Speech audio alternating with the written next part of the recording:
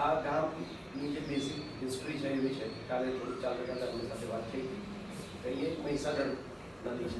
એટલે આમ આપણે બધા છીએ તો મહીસાગર નદી કહેવાય, બાકી છોકરાઓના માટે મહીસાગર નદી નથી, મહીસાગરનો માં છે. શરૂમાં આવ્યો ને મેં બધાને પૂછ્યું કે નદીઓના નામ લખાવો. જે સાબરમતીથી લઈને તાપીથી લઈને બધી આવી ગઈ, મહીસાગર ના આવ્યું. મેં એકદમ એક નદી ભૂલી જાઉં છો હજુ, એટલે બધા યાદ કરે પછી ગંગા યમુના સુધી પહોંચી ગયા. આ આવે જ નહીં, આવું કેવી રીતે બને? પછી મહીસાગર ગોડો જ છે ને, મહીસાગર તો માં છે. એટલે એવા જગ્યા પરનું રહેલું ગામ છે. અને આ બધા કોતરો છે એનાથી.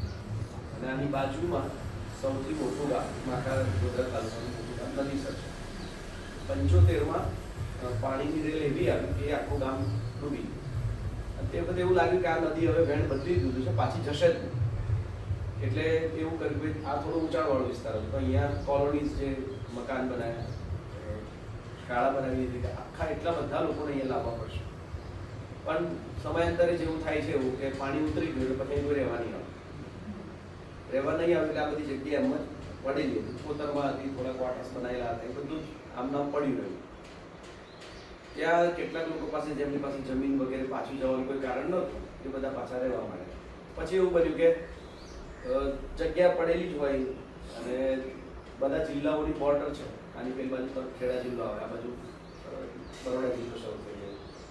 એટલે જેવા લોકો બધા આવતા ગયા વસતા ગયા. મેં થોડું બ્રીફિંગ કર્યું કે છેક ભાવનગર, બોટાદ, અમરેલી, ઉત્તર ગુજરાતથી લઈ દક્ષિણમાંથી, યુપીથી, એમપી, મહારાષ્ટ્ર, એવા બધી ટૂંકમાં દેશભરનું ને ગુજરાતના તો બધા જિલ્લાથી કોઈને કોઈ છે. એ રીતે બધા આવીને વસવાનું શરૂ કર્યું. શરૂઆતમાં જે કહેવાય તો દરેકનો વ્યવસાય જુદો, પછી દરેકનું મૂળિયું જુદી જગ્યાનું. આપણે બધાને ભેગા થવાના, એટલે આ તો એક જુદું જ કારણ મળ્યું તો આપણે બધા એના ભેગા થયા. તો હવે એ સમયમાં એક હું કલ્પના કરું છું, કારણ કે હું તો મારું તો આ ગામ સાથેનો પરિચય 1998 થયો. એ પહેલાની સ્થિતિ 98ના ને એ બધાના થોડા અનુભવના આધારે કહું તો એવું હોય કે બાજુવાળો કોણ છે, મારે બાજુનું એવું કહું ત્યારે બાજુની ઝૂંપડીમાં કોણ રહે છે, એ શું વ્યવસાય કરે છે, એની એવું કશું લેવા દેવા હોય જ નહીં. કારણ કે સામાન્ય રીતે આપણી જે વ્યવસ્થાઓ છે કેવી બને કે ભાઈ કાં તો એક જગ્યાએથી આવ્યા હોય તો, અથવા તો પેલા કુટુંબ કે ભાઈ આ કાકાના એવા છોકરા હોય તો, પણ એવું કશું હતું નહીં. એટલે એવું કોઈ કનેક્શન નહીં, ફળિયું કહેવાય એવું પરિસ્થિતિ. અને એનાથી વિપરીત ભણનારી પહેલી પેઢી 30-40 છોકરાઓ આવતા હતા. એ તો બધું બીજા જુદા જ પ્રકારના સીન્સ મારા માટે થયેલા. હું પણ અહીંથી બાકી જવાની બરાબર અહીં કશું થાય નહીં. અને પછી એ થયું. અને એનાથી લઈને એક આ દ્રશ્ય હતું કે ગામે કહ્યું કે ભાઈ આપણે એક જગ્યા પર ગામના યુવાનો જે બહેનોના બધા વાંચી શકે એવી એક લાઇબ્રેરી શરૂ કરી. એટલે એ ટ્રાન્સફોર્મેશન મને એવું લાગે છે કે એવો વિચાર આવવો ગામને કે આપણા ગામમાં એક લાઇબ્રેરી હોય, જે ગામમાં હજુ ગ્રામ પંચાયત નથી, હજુ પંચાયત તો નદીસર લાગે છે, એવા ગામના માણસોને એવો વિચાર આવવો. એટલે મને એવું લાગ્યું કે આ અમારી જે બદલાયેલી તાસીર છે આ કહેવાય. છેલ્લામાં છેલ્લો એટલે આ તો 2008નો ફોટો, એટલે આવી જાઓ ના તો પણ આ સ્કૂલ એટલા માટે અમને ગમી છે કે સૌથી પહેલી વાર અમે અહીંયા એવું લખાયેલું મસ્તિકી પાઠશાળા, અને એટલું ડરતા લખાયું કે આમાં આપણને સરકાર કશું કહે તો આ કરે તો તે કરે તો, કારણ કે આવું તે બધું વિચાર્યું નથી. પણ તમે એકલા હોવ અને છોકરાઓ વધારે હોય, એ જે ફોર્સને આપણે જે ગણતા નથી કે તમારું મેનેજમેન્ટ હોય, પછી જે બ્રેઇન હોય એ વધારે તો બાળકો પાસે છે. આપણે બધાની ક્રિએટિવિટી હવે માપમાં આવી ગયું.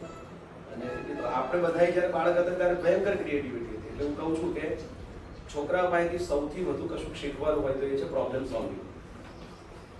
કે તમે જ્યારે નાના હતા ક્રિકેટ રમતા હતા, આપણે બધાથી ફળિયામાં ક્રિકેટ રમ્યા છીએ. હવે આઈસીસી ક્રિકેટનો નિયમ શું છે કે તમે જો બોલ છે એ કશું ઉડાડીને પેલી બાજુ મોકલી દો તો 6 કહેવાય, 6 રન સૌથી વધુ. અને ગલી ક્રિકેટનો નિયમ શું હોય, જો મગન કાકાને ઘરમાં દડો જો ને એટલે આઉટ. તમે તો કારણ મગન કાકો દડો પાસ બની આવતા. એટલે આ ક્રિએટિવિટી, આ પ્રોબ્લેમ હતો. શું હતો કે ભાઈ મગન કાકાને ઘેર દડો જાય તો મગન કાકા પાછો હાલતા નથી, તો નિયમ બદલી કાઢે કે ભાઈ આ બાજુ ગમે એટલું મારો, આ બાજુ ગમે એટલું મારો, આ બાજુ માર્યું એટલે આઉટ. LBW નો નિયમ હતો 3 વખત પગે અડે એટલે આઉટ જ નહીં. પછી સ્ટમ્પ દોર્યા હોય એનું માને નહીં એટલે એને કોલસો ઘસી દેતા હતા કે દડો અડ્યો હોય કાળું બતાડાય જો થર્ડ અમ્પાયર. આ બધા જ જેમ જેમ પ્રોબ્લેમ આવતા જાય એ લોકો જીવંતતાથી ઉકેલતા જાય. એ લોકો એટલા માટે કહું છું કે આપણે રહ્યા નહીં. હવે આટલી બધી વસ્તુ નક્કી કરવા માટે પેલા ICC માં કેટલા કરોડોની બેઠક કરતા હશે કે ભાઈ આપણે શું કરવું, 20 ઓવર કરવી, 1-2 ઓવર કરવી. આપણે એ વખતે છોકરાઓ ફટાફટ નક્કી કરી નાખે કે 7 બોલની ઓવર કરી નાખે. તો આ પ્રોબ્લેમ સોલ્વ કરવાની જે સ્કિલ છે એ છોકરાઓ પાસેથી શીખવાની. એટલે આ અમે વિચારીને કર્યું એવું કોઈ દાવો અમારાથી કોઈ કરી શકે નહીં. પણ અમને એવી ખબર પડી કે છોકરાઓ પૂછવાનું શરૂ કર્યું કઈ જગ્યાએ શું કરીએ, અને એના પછી પહેલી વાર જે બધાને ગમતી શાળા બનેલી એ આ દ્રશ્ય છે. અને અત્યારે આપણે જે જોઈએ છીએ આ અચ્છા આની ડિઝાઇન થી લઈને બધું જ છોકરાઓએ ડિઝાઇન કર્યું. ડ્રોઈંગ છોકરાઓએ કર્યું હતું કે આપણી સ્કૂલ નવી બનશે એ પહેલા એક રૂમ બની ગયો હતો. આ જે રૂમ છે એ પાછું બિલ્ડિંગ આવી પહેલા અલગથી બનાવ્યો હતો. એ વખતે કર્યું હતું કે આગળ ભાઈ આવી રીતે નામ હશે, આવું હશે, આગળનો વ્યૂ. છોકરાઓ મોટાભાગે શાળા દોરે છે. રસપ્રદ ઘટના એવી હતી કે ગવર્મેન્ટમાં એવું હોય કે ભાઈ તમારો કલર કોડ થી લઈને બધી જ વસ્તુઓ ફિક્સ્ડ હોય. એટલે એમના પણ ટર્મ્સ એન્ડ કન્ડિશન હોય, કારણ કે જેને કોન્ટ્રાક્ટ મળ્યો હોય એને લખ્યું હોય કે 42 નંબરનો કલર લગાવવાનો, અહીંયા આટલું જ કરવાનું, આવું કરવાનું. હવે અમારા છોકરાઓને એ વખતની જે કેબિનેટ હતી એમણે ડિઝાઇન કરીને એપ્રૂવ કે ભાઈ સ્કૂલ પર આવવું હશે. હવે કોન્ટ્રાક્ટર તો માને તો નહીં જ. એટલે પછી એમણે કીધું કે એટલે છોકરાઓએ કીધું કે તમે કેમ ના પાડો, એટલે કે અમને અમારા એન્જિનિયર કે એવું અમારે બનાવવું પડે. એ કોણ છે કે હવે આવશે ત્યારે બોલાવીશ. છોકરાઓને બોલાય એ વખતે એન્જિનિયર, જિલ્લા એન્જિનિયર મૂંઝવણમાં મૂકે કે આ તો સાચી વાત છે. છોકરા કે સ્કૂલ કોની તો તમારી. પછી અમે કહીએ એમ કેમ નથી, જે જગ્યા પર તમે કેવી રીતે ડિસાઈડ કરીને આવ્યા કે આ જ કલર લાગશે. એટલે નેચરલી કોઈ પણ ઓફિસરને શંકા પહેલી એવી છે કે આ બધું શિક્ષકોએ કરાવી દીધું છે. એટલે મને પૂછ્યું કે આ કેવી રીતે ડિસાઈડ કરશો, કે એ તમે એમને પૂછો. પૂછવું જ નહીં આમાં. એટલે એને બધી તપાસ બધી કર્યા પછી બહુ સારા સજ્જન વ્યક્તિ હતા, છોકરાઓને સાંભળવાની ક્ષમતા ધરાવતા હતા. એટલે પૂરું સાંભળ્યું પછી એમને રાજ્યમાં ફોન કર્યો. એક જગ્યા પર એવો ઇસ્યુ આવ્યો છે કે છોકરાઓએ ડિઝાઇન તૈયાર કરી દીધી છે. એટલે પેલા અમને નવાઈ લાગી કે એવું કેવું હોય. એટલે એ આવે એમણે કે કલર કેવી રીતે ડિસાઈડ કર્યું બધું બતાવ્યું છોકરાઓએ. કે અમે ચાર્ટ પેપર લગાડ્યા હતા, એમાં કલર, એમાં પછી વોટિંગ કરાવડાવ્યું કે કયા પ્રકારનું જોઈએ, કયા પ્રકારનું જોઈએ, આ વોટ છે જુઓ. અને તે એગ્રીડ. અને પછી આ ભવન બન્યું. અને અત્યારે એવી સ્થિતિ છે કે આજુબાજુના જિલ્લામાં સ્કૂલ બનાવવાની હોય એટલે રાજ્યમાંથી જ કહેવામાં આવે કે એ જોઈ આવજો. એવી બનાવવી હોય તો અમને વાંધો નથી. એટલે હું કહું છું કે આ મેં કોઈ શિક્ષકોએ ના કર્યું હોય, કારણ કે અમને બધાને એવું જ હોય કે ભાઈ સરકારમાં તો જે કેમ કરવાનું એના બધા છોકરાઓ ત્રાસું વિચારી શકે. શરૂઆત બહુ જ શરૂઆતના, મતલબ બહુ શરૂઆતના તો ના કહેવાય, 10 વર્ષ પછીના ફોટોગ્રાફ્સ છે. તો બે વસ્તુ છે એ અમને બહુ અસરકારક લાગી હતી. એક તો ડોર ટુ ડોર કોઈ પણ કામ માટે જવું. ગમે તેવું નાનકડું કામ આવે ને ટૂંકમાં ગામમાં ફરવાનો એક મોકો ચૂકવાનો નહીં. કાલે જમવા જવાનું હોય તો જમવા જવાનું, કોઈનો પણ પ્રસંગ હોય તો જવું. એક વાત એ અમને કામ લાગી કે જેમ આપણા સગા સંબંધીમાં આપણે જવું જ પડે, નહીંતર એનું ખોટું લાગે. એમ અમે ધીમે ધીમે જવાનું શરૂ કર્યા પછી હવે એવી સ્થિતિ થઈ ગઈ કે આ બધા સંબંધીઓ થઈ ગયા કે એમના ઘેર ના ગયા હોય તો એ લોકો યાદ રાખે સાહેબ અમારે તો નતા આવ્યા. એટલે એના કારણે શું થયું કે અમને ગામમાં જવાના 1 થી વધારે મોકાઓ મળતા જાય. ઇવન 4-5 શાંતિલાલ છે તો બધી સિરીઝ લખીને રાખે કે આટલા જણને ઘેર આપણે બેહવા જવાનું બાકી. તો એક એ થયું. બીજું એક એવું કર્યું હતું કે આપણે મોટાભાગે જે સવારની પ્રાર્થના વગેરે હોય એ બધું આપણે શાળામાં જ રાખતા હોઈએ છીએ. હવે અમને એક સર્વેમાં ખબર પડી કે આ વિસ્તારમાંથી છોકરાઓ ઓછા આવે. આખું અઠવાડિયું 10 દિવસ ચેક કરીએ કે હા અહીંથી ઓછા આવે. એટલે આગલા દિવસે એવું કહી દઉં કે કાલની પ્રાર્થના છેલ્લા ફળિયામાં. એટલે અહીંયા છોકરા આવે જ નહીં સ્કૂલમાં, એ બધા ભેગા ક્યાં થવાનું છેલ્લા ફળિયા. એટલે કોઈકના બાયણે બેસી જવાનું આવે તો બધું એમને કહી આવ્યા હોઈએ કે કાલે અમે અમારી પ્રાર્થના અહીંયા કરવાના છીએ. બધા પાથરણા બાથરણા પાથરી દે તો શરૂ તો પ્રસાદ લાવી દેતા, ભાઈ ભજન બહેણ કહેવાય આપણા ઘેર. એનો અમને જે પુસ્તક મળે એ મળ્યું કે આખી સ્કૂલના બધા છોકરા, આ દેવગતની છે, બહુ ઓછા છોકરાઓ હતા, દેવગત બહુ 10 વર્ષ પહેલાનું છે, તો બધા છોકરા ત્યાં બેઠા હતા આખી સ્કૂલમાં. પ્રાર્થના થાય, આ બધું પતી ગયું, છેલ્લે રાષ્ટ્રગીત બોલાય, બધા ઊભા થાય. અચ્છા, હવે એ જ ફળિયામાં બધા બેઠા હોય એટલે એ ફળિયાની અંદરથી નતા આવતા એ છોકરા ક્યાં છે? તો એ આવીને જ બેસે. તો પેલા ઊભા થઈને આવ્યા તો પેલા પણ આવી ગયા સ્કૂલમાં, અને એકવાર સ્કૂલમાં આવી જાય એટલે પાછું કનેક્ટ થઈ જાય. ધીમે ધીમે ગામમાં પડ્યું કે આ કઈ સારી વાત નહીં લે, આ તો સોરો નહીં આવતો ને એટલે ભજન બેહાડા છે. પહેલા એમને એવું લાગતું કે સાહેબ સારું કર્યું, અમારે તો ભજન લાયા. અને પછી ખબર પડી ગઈ કે આ તો સાહેબ તો કઈ રીતે પસંદ કરે છે કે છોકરા, એટલે એ પણ કહ્યું કે જઈ આવો, એમને ભજન બેહાડું સારું, આ તો કઈ સારી વાત છે. એક એ થયો. અને પછી જે આખું નાગરિક ઉઘડતર નામની પ્રવૃત્તિ રાખી છે અમે, ઘણા વર્ષો થઈ ગયા, 2006-07 અમે શરૂ કરી હતી. તો એની અંતર્ગત આ લોકો દરેક વખતે કેબિનેટ જુદા જુદા નિર્ણય લે. એમણે જોયું કે હજુ હાજરીના મુશ્કેલીઓ છે. અને બીજું એમણે એવી નોટિસ કરી કે એક ટીમ તરીકે દરેક ટીમને જીતવું હોય. કોઈ વ્યક્તિગત માણસ હોય તો એમાં જીત હાર થોડી ડિપ્રેશન થાય, જ્યારે ટીમ હોય ત્યારે જીતવું હોય. એટલે એમણે એવું ડિસાઇડ કર્યું કે 2 ધ્વજ કરે, છોકરાઓનો અને છોકરીઓ. કોની હાજરીની ટકાવારી વધારે છે અઠવાડિયે. શનિવારે દરરોજ લખાતી જાય કે આજે છોકરાઓની આટલા ટકા, પછી છેલ્લે સરેરાશ કાઢવાનું. અને થાય એવું કે જો છોકરીઓની હાજરીની ટકાવારી વધારે આવે તો બિલ્ડિંગ ઉપર એમણે પસંદ કરેલી ધ્વજ ફરકે, છોકરીઓનો ધ્વજ ફરકે, અને છોકરાઓએ સલામી આપવાની. અને એ તો એવું લાગે, અને છોકરીઓને સલામી એટલે પછી તો એ લોકો શું કરવા પડે કે જમ્યું તો ટાર્ગેટ સેટ કરો કે તું ભાઈ કેમ ઘેર, તારા શું પ્રોબ્લેમ છે કે લગ્નમાં જવું, તું એકવાર આવી જા, હાજરી પુરાય પછી લગ્નમાં જા. એટલે જે શરૂઆતના અમારા હાજરીના, એનરોલમેન્ટના એ બધા ઇસ્યુઝ છે, એ આવા થોડા કહેવાય અમે વિચારેલા ઉપાયો હતા કે ભાઈ આપણે એમના ઘેર જઈએ અને ત્યાં કરીએ.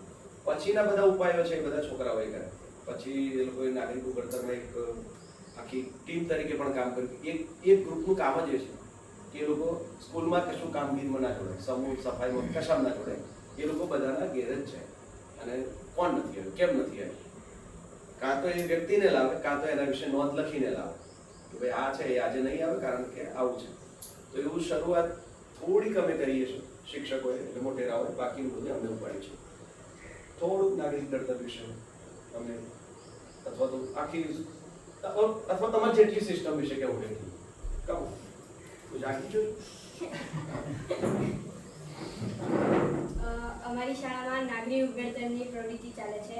એમાં અમે 4 ગ્રુપ બનાવ્યા છે જે દરેક ધોરણમાં છે. એટલે એના માટે અમે જે બાળકો ગેરહાજર રહેતા હતા, જે નહીં આવતા, જે બાળકોને કામગીરી કરવી વધારે ગમે છે, જે બાળકો ભણવામાં હોશિયાર છે, એવા બધા બાળકો દરેક રૂમમાં તો હોય જ. એટલે એ બધા જ બાળકોને અમે ટાળી લીધા.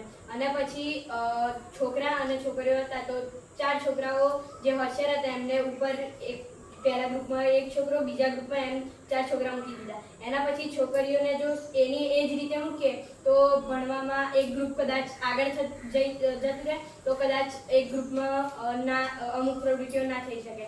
તો છોકરીઓ 4થા નંબર પર હતા, જે છોકરો એની નીચે 1લા નંબરની છોકરી મૂકી, ત્રીજા નંબરનો જે છોકરો હતો એની નીચે 2જા નંબરની છોકરી મૂકી. એવી રીતે આમ આડી શરૂ કર્યું, એટલે ભણવામાં ગ્રુપ મેન્ટેન થઈ રહે. એવી જ રીતે અમે શાળામાં કામ કરતા હોય એવા બાળકો, ગેરહાજર બાળકો, અનિયમિત બાળકો, એવા બધા બાળકોને એવી રીતે જ વહેંચી દીધા. એના પછી દરેક રૂમના એવા જૂથ 4 જૂથ બની ગયા. હવે 8મામાંથી પહેલું જૂથ લીધું, 7મામાંથી બીજું લીધું, 6ઠ્ઠામાંથી ત્રીજું લીધું, 5મામાંથી ચોથું લીધું. હવે પાછું ફરીથી 4થામાંથી પાછું પહેલું લીધું અને 3જામાંથી પાછું બીજું લીધું. હવે એ બધા જ જે બાળકો હતા એ બધા બાળકોના નામ લખી દીધા અને બાળકોને એક જગ્યા ઉપર બેસાડીને કહી દીધું તમે આટલા એક ગ્રુપમાં છો. હવે એ બધા જ બાળકો બેસેલા હતા. દરેક ગ્રુપમાંથી એક નાના જે બાળકો હતા એમને એક બાળકને ઊભા કર્યા. એના પછી 4 ચિઠ્ઠીઓ બનાવી, જળ, અગ્નિ, વાયુ અને પૃથ્વી. હવે એ બાળક આવીને ચિઠ્ઠી ઉપાડે અને એમાં જે નામ લખેલું હોય એ આખા ગ્રુપનું નામ. એવી રીતે અમે ગ્રુપના નામકરણ પાડ્યા. અને એના પછી શાળાને 4 વિભાગમાં વહેંચેલી છે. એ દરેક વિભાગમાં મોકલી દે, જેમ કે ઓફિસ છે, બિલ્ડિંગ છે, કિચન ગાર્ડન છે અને પ્રાર્થના સંમેલન છે. એના પછી અમારે પ્રમુખ ઉપપ્રમુખની ચૂંટણી થઈ. એમાં એક ફોર્મ ભરવાનું હતું. જે રીતે સંસદમાં ને એવી રીતે થાય છે એ જ રીતે ચૂંટણી થઈ હતી. ગામમાંથી એસએમસી સભ્યોના વોટ, અહીંયાથી શિક્ષકોના, બાળકોના અને બાલ મંદિરના અને મધ્યાહન ભોજનના જે છે એ બધાના વોટ લીધા. અને ચૂંટણી થઈ. 1 મહિના થોડાક દિવસ અમને ટાઈમ આપ્યો કે તમે તમારો પ્રચાર કરો, અને પછી ચૂંટણી થઈ. એના પછી બીજા દિવસે મતગણતરી થઈ. એમાં જો છોકરાના વધારે જો મત હોય તો છોકરો પ્રમુખ, અને એના પછી બીજા નંબર પર છોકરો હોય તો એને નહીં લેવાનું, છોકરીને જ લેવાની. અને જો છોકરી પ્રમુખ હોય તો ઉપપ્રમુખમાં છોકરાને જ લેવાનું. દરેક ગ્રુપ જે હતા એમાં લીડર ઉપલીડર બનાવ્યા. એમની પણ ચૂંટણી ગ્રુપના સભ્યો જે હતા એમને કહી કે જે લોકોને ઊભું રહેવું હતું તે લોકોએ કીધું કે અમે જો લીડર ઉપલીડર બનશું તો અમે આવું કરશું. એના પછી ચૂંટણી થઈ અને પછી ત્યાં એ ગ્રુપના લીડર ઉપલીડર નક્કી થયા. જ્યારે કામગીરી 1 મહિનો રહે એક જગ્યા ઉપર, અને કામગીરી 1 મહિના પછી અમારા સંસદ બેસે છે. એ સંસદમાં બધા જ બાળકો હોય અને એ લોકોએ આખા મહિના દરમિયાન જે કામ કર્યું હોય એ બધું જ કામ બાકીના જે બાળકો હોય એમને કહે અને વોટ માંગે કે તમે વોટ અમારા ગ્રુપને જ આપજો. એવી રીતે બધા જ ગ્રુપ પોતપોતાની જે સારી કામગીરી કરી હોય એ બધું જ કહી દે. અને પછી દરેક ગ્રુપ મતગણતરી મત કરે કે કયા ગ્રુપની કામગીરી સારી હતી આ મહિનામાં. તો એના પછી એ મત થાય અને કાગળ અમારી પાસે આવે. અમે નોંધી લઈએ કે આ ગ્રુપ છે તો એની કામગીરી વધારે આટલા પોઈન્ટ મળ્યા છે તો એ ગ્રુપ પહેલું, આ બીજું, આ ત્રીજું, આ ચોથું. બીજા દિવસે અમે કહીએ કે આ ગ્રુપ પહેલું છે, આ ગ્રુપ બીજું છે, આ ગ્રુપ ત્રીજું છે અને આ ગ્રુપ ચોથું છે. તો હવે જે પહેલા નંબરે આવ્યું એક ગ્રુપને અમે 50 પોઈન્ટ આપીએ છીએ, બીજા નંબર પર આવ્યું એને 25 અને ત્રીજા નંબર પર આવ્યું એને 15 પોઈન્ટ આપીએ છીએ. જે ચોથા નંબર પર આવ્યું છે એના -15 કરીએ છીએ, કેમ કે એ બાળકોએ મહિના દરમિયાન સારું કામ નહીં કર્યું તો એ લોકો બીજી જ્યારે કામગીરી આવશે ત્યારે વધારે સારું કામ કરશે, એમ વધારે મહેનત કરશે કે આપણે આ વખતે માઇનસ થયા તો ગમે તે કરીને આપણે પ્લસ કરવાના છે. પણ હવે એ બાળકો ગ્રુપમાં પણ નવી કામગીરી કરે કે કિચન ગાર્ડન છે તો ધારો કે એક જગ્યા ઉપર કશું છે જ નહીં તો ત્યાં છોડવા રોપે, મેદાનમાં બેસવા માટે કશું કરે, એવું બધું નવી કામગીરીઓ કરતા રહે. તો એ લોકોએ જેટલી સારી કામગીરી કરી હોય એ પ્રમાણે અમે પોઈન્ટ આપીએ છીએ. અને કોઈ વખત ગ્રુપમાં ઢગલી ભરાઈ રહી જાય, શિક્ષકોની નોંધ પૂછી ચેક કરવાની રહી જાય કે ગમે તે કોઈ કામ બાકી રહી જાય તો અમે પહેલાં એમને કહીએ કે આ કામ બાકી છે. તો બી જો બાકી રહી જાય તો જ્યારે સંસદ બેસે ને એ વખતે ફરિયાદ આપે અને એના માઇનસ કરીએ કે ઢગલી બાકી છે તો 2 માઇનસ, આટલું વાળવાનું બાકી હતું તો 5 માઇનસ, એવી રીતે માઇનસ સિસ્ટમ પણ છે.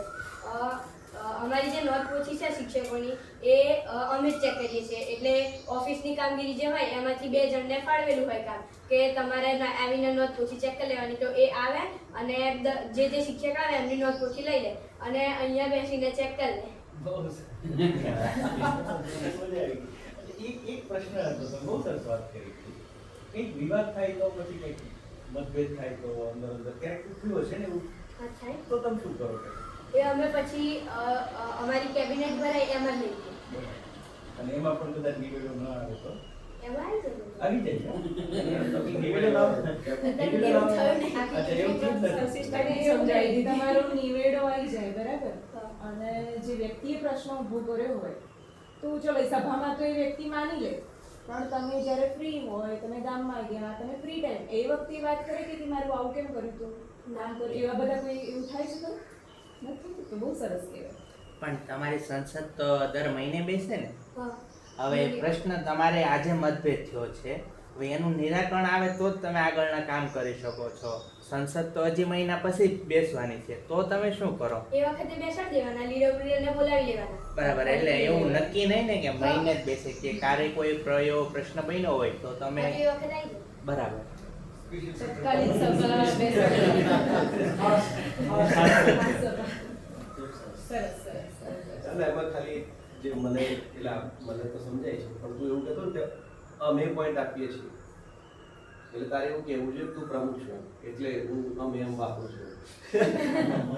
એટલે આ વખતનો પ્રમુખ એ છે, હું પ્રમુખ છે ને આમાંથી જે ચારેય ગ્રુપમાંથી જે લીડર હોય એટલે 8 જણા એ થાય ને આ 2 10 જણ અને હું તમે છે ટીચરની જે રોજની સી ચેક કરો એમાં તમને ક્યારે નહીં કે આમાં ભૂલ છે તમે સલાહ દેવા ગયા ટીચરને હવે જે ચેક કરે ને એ નીચે નોંધ મારી દે, નોંધ લખી લે કે સમય નથી લખ્યો તો નોંધ લખી લે કે આજે સમય નથી લખ્યો, એવું નોંધ લખી જ દે. નોટમાં જ. જાય. અમે દરેક રૂમમાં શિક્ષણ સચિવ બનાવ્યા છે. જો શિક્ષક રૂમમાં આવે, હાજરી પૂરે, બાળકોનું લેસન ચેક કરે અને પછી ભણાવવાનું શરૂ કરે તો અડધો ટાઈમ તો એમ જ જતો રહે. તો અમે દરેક રૂમમાં 4 શિક્ષણ સચિવ બનાવ્યા છે.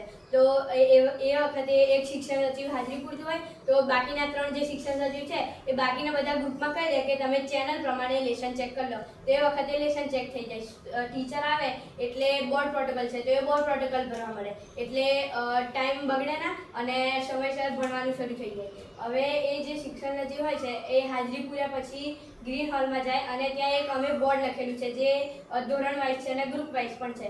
તો ત્યાં નામ લખી દે કે આટલા બાળકો આજે આપણા ધોરણમાં નથી આવ્યા. તો એક શિક્ષક જે છે એ ફ્રી તાસમાં જતા રહે ત્યાં અને હાજરી પૂરી દે. એટલે ઓનલાઈન હાજરી જે છે એનો પહેલા પ્રશ્ન થતો તો એ પણ પ્રશ્ન હવે નહીં થતો. શિક્ષણ સચિવ જે હોય છે એમની જોડેથી અમે ડીએમ બનાવ્યા છે. તો ગમે તે કામ હોય ડિજિટલનું કે જેમ કે U++ છે, હવે એમાં બાળકોના ડેટા લેવાના હોય તો એ જે ડીએમ્સ છે એ શિક્ષણ સચિવ પાસે જશે અને એમની પાસેથી ડેટા જે લેવાના હોય બાળકોના એ લઈ લેશે. હવે જે U++ છે એની રીત જે શીખવાની હોય છે એ એક મેઇન ડીએમ છે તો એ ગોપાલ સાહેબ જોડે જાય અને એમની જોડે જઈને કઈ રીતે આ કામ કરવાનું છે એ શીખી લે અને બાકીના બધા જે ડીએમ્સ છે એમને શીખવાડી દે.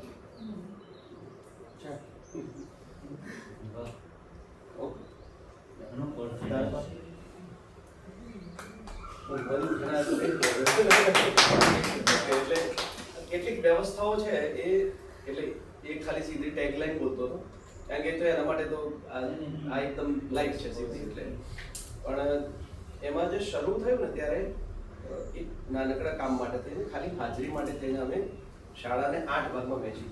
કારણ કે આમ બી ધારો કે તમારે વસુદેવ કુટુંબકમ કરવું હોય તો પહેલા તમને તમારા એક કુટુંબ તરીકે રહેતા હોવું જોઈએ. અને આ બધી ટેવો હોય કે તમને સાયકલની ટેવ પડે તો તમને સ્કૂટર નહીં પડે. એટલે મોટા ભાગે ટૂંકમાં હું આજે વાક્ય બોલું છું એ પહેલેથી મારા મનમાં હતું એવું મારો દાવો નથી પણ મને હવે સમજાય છે કે જો એમને એક નાનકડા સમૂહ તરીકે જીવતા આવડે તો પછી મોટા સમૂહમાં વળે છે. એટલે પેલી નહીં કહેતા કે મેઇન મેચ રમતા પહેલા નેટ પ્રેક્ટિસ કરવી પડે. એટલે અમને એવું લાગ્યું કે આખી સ્કૂલ તરીકે મેં કહ્યું એવા કે વેરિયસ ટાઈપ ઓફ પીપલ જેમાં ધર્મ, જાતિ, મૂળ વતન જેને કહીએ છીએ આપણે એવા પ્રકારનું વ્યવસાય એક સરખા નહીં, કશું જ એક સરખું ના હોય તો એવા લોકોને એક સાથે રહેવું અને એના કોઈ કારણો આપી શકવાનું કોઈ આપણી પાસે તો કારણ નથી. એટલે અમને એવું લાગ્યું કે જો નાના તે વખતે લગભગ 150ની આજુબાજુ સંખ્યા હતી તો એને 8 ભાગ પાડે. 8 ભાગ પાડે રેન્ડમ પાડવા એના કરતાં મેં વિચાર કર્યો કે મોટા ભાગે પાછું કેવું હોય કે 1 થી 7 ધોરણ હતા તો 7મા ધોરણના છોકરાઓ છે ને એ જ જોડે રમે. પેલા બધા લોકો કોઈ ઓળખતા પણ ના હોય તો પછી આમ ફાડ્યા કરે કે બધા ધોરણના બધા છોકરાઓ ભેગા કરીને એક.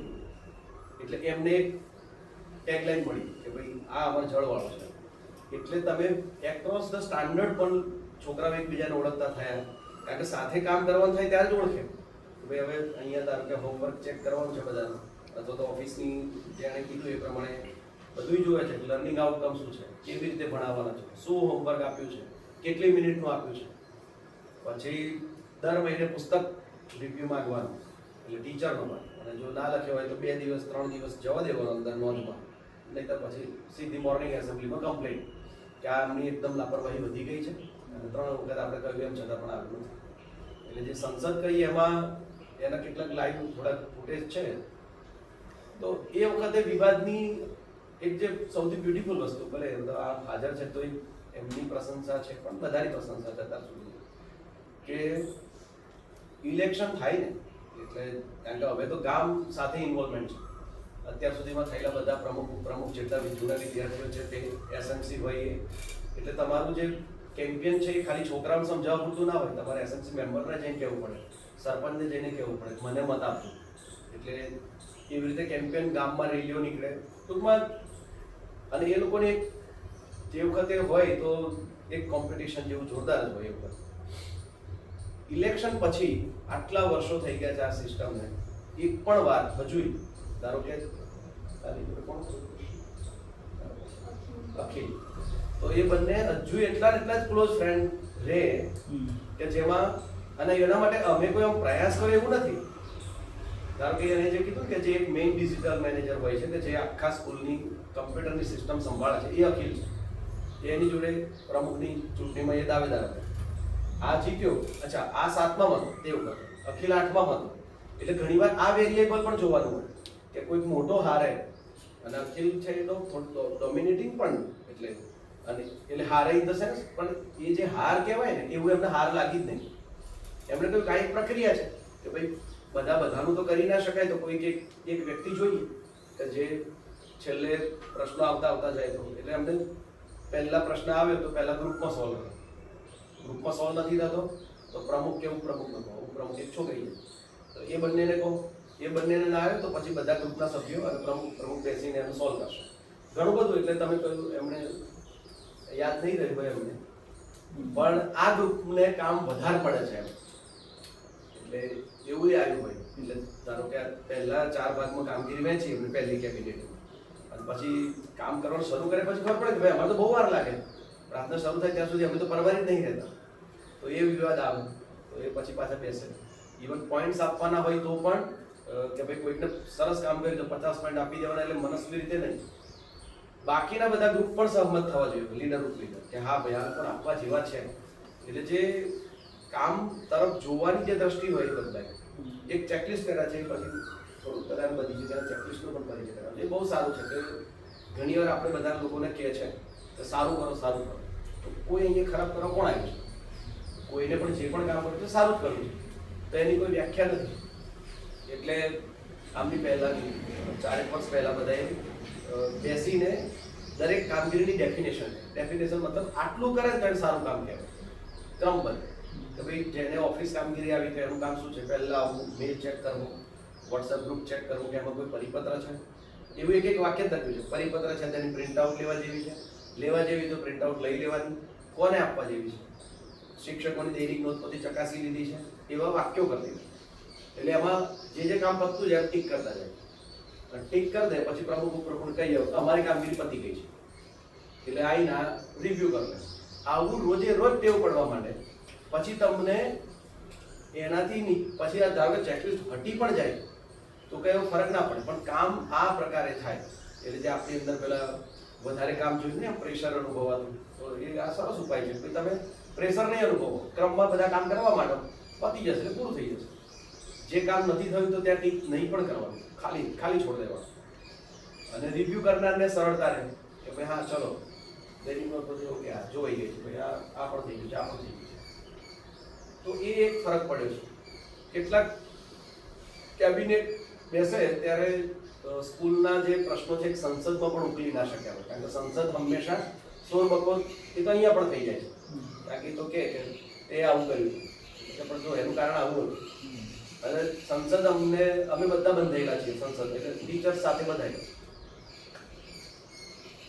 7:30 વાગે, હવે તમે વિચાર કરો 7:30 વાગે અહીંયાથી નીકળવાનું છે, એટલું મોડું થઈ ગયું, એવું વાતાવરણ થઈ ગયું.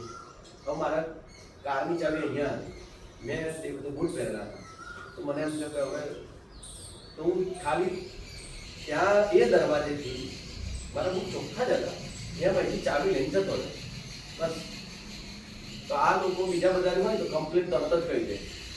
અને મારો ચંદ્ર એમને સંસદ ઓફર કાઢે કે તો કેમ બૂટ પહેર્યા હતા, ઓફિસનું બૂટ કેમ પહેર્યા હતા. પણ એ બધા માટે અમે બંધાયેલા છીએ કે ભાઈ હા એ લોકો કહે છે એ સાચી વાત છે, તો કાં તો અમારે કહેવું પડે, ખુલાસો કરવો પડે. જેમ આ પ્રમુખ બને એટલે આ લોકો બધા વાયદા કર્યા હતા મોટા કે અમે આમ કરશું તેમ કરશું. એટલે પછી અને થયું એવું કે થોડું પ્રમુખ ચૂંટણી એકાદ બધું લેટ થઈ ગયું, તો એટલા બધો સિસ્ટમ બરાબર સેટ થઈ જ ગઈ હતી બરાબર. એટલે એમની પાસે બહુ નવો આઈડિયા નહોતો, તો છેલ્લે બધા શિક્ષકોના ફોન ઓફિસમાં હશે. હવે આ કોઈ પ્રોબ્લેમ તો હતો નહીં કે કોઈ ટીચર ચાલુ ક્લાસે ફોન વાપરે, એવી તો અત્યાર સુધી બની જ નહીં. પણ કે ના, તો અમે નવી કેબિનેટ બેઠા તો લાગવું જોઈએ કે અમે બેઠા છીએ એમ. એટલે ભલે તો એવો અમલ તો સારી, પણ એનાથી ઘણા બધા બીજી રીતે પણ એટલે ઘણી વાર આવી શાળા પંચાયતોના સ્વરૂપમાં કોઈ શાળાઓમાં બધું શરૂ થાય, પણ પછી જેમ મોટેરાઓ ભૂલ કરે, એટલે સાદું વાત એ છે કે શીખવાની પહેલી શરત છે ને ભૂલ છે. અને આપણે બાળકોને જે પણ વસ્તુઓ હોય એમાં પહેલા શું કહીએ ખબર છે? આ લોકો ભૂલ કરશે. જેમ હું આમાં કહી શકાય કે તમે ભૂલ કરી રહ્યા છો કે ભાઈ કેટલીક પ્રવૃત્તિઓ ફોનની જરૂર પડશે જેમ, પણ એ પછી એમને જ કહ્યું કે ઓકે એવી સ્થિતિ થાય ત્યારે આવું કરી લેશું, એવી સ્થિતિ થાય ત્યારે આવું કરી લેશું, પણ એ પછી ઉકેલ આવે. એક વખત સ્વીકાર લીધું તો એ સ્વીકારવા વાળું છે એ વલણ જો બાળકોને એમના મંતવ્ય સ્વીકારવાનું વલણ કરીએ તો ફરક પડે છે. એટલે આ આઈડિયાઝ છે એ આમાંથી આવેલા આઈડિયાઝ છે. કેટલીક વસ્તુ છે એ બ્રેઇન સાથે જોડાયેલી છે. આમ આપણે ગમે તે કહીએ, આપણી લાગણીઓ હોય કે આપણે જે વલણ અહિંસાનું આખું જે વલણ અથવા તો વાતાવરણ ઊભું થાય તો એ પણ આપણે ગમે તે કરીએ ને એ બધી અનુભૂતિ તો બ્રેઇનમાં થાય છે. આપણે આમ બોલીએ ખરા હૃદયની કેળવણી, પણ એ આપણે જાણીએ છીએ બાયોલોજીકલી હૃદય કશું થતું નથી, પણ તમને કેવું મળે છે એવું તમે પછી આપો છો.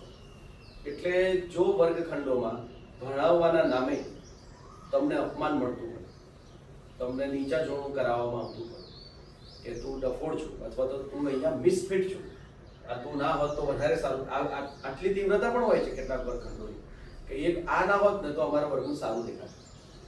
હવે આવા અનુભવો તમે વર્ગખંડમાં આપો અને પછી તમે એવું ઈચ્છો કે એ વ્યક્તિ જ્યારે વર્ગખંડની બહાર જાય ત્યારે સમાજને સારો અનુભવ આપે, તો એ તો બંને એકદમ વિરોધાભાસી બાબત છે. એટલે કેટલાક પ્રયોગો અમે એવા કર્યા કે એક તો પહેલું છે કે સાચું નહીં બોલો, આને ખોટું કરી બતાવો. એટલે બધામાંથી પેન પેપર છે જ, તો એવું કરો કે અમારા આ ગામનું નામ છે ને નવા નદીસર છે, આને ખોટી રીતે લખી બતાવો. લખો તમે તમે કહો છો નવા નદીસર છે એ ખોટી રીતે લખવાનું છે. એ સાચું ના પડવું જોઈએ. કોઈ ભાષાનો શિક્ષક ચકાસે તેમ કેવું છે કે આ તો આ ખોટું છે.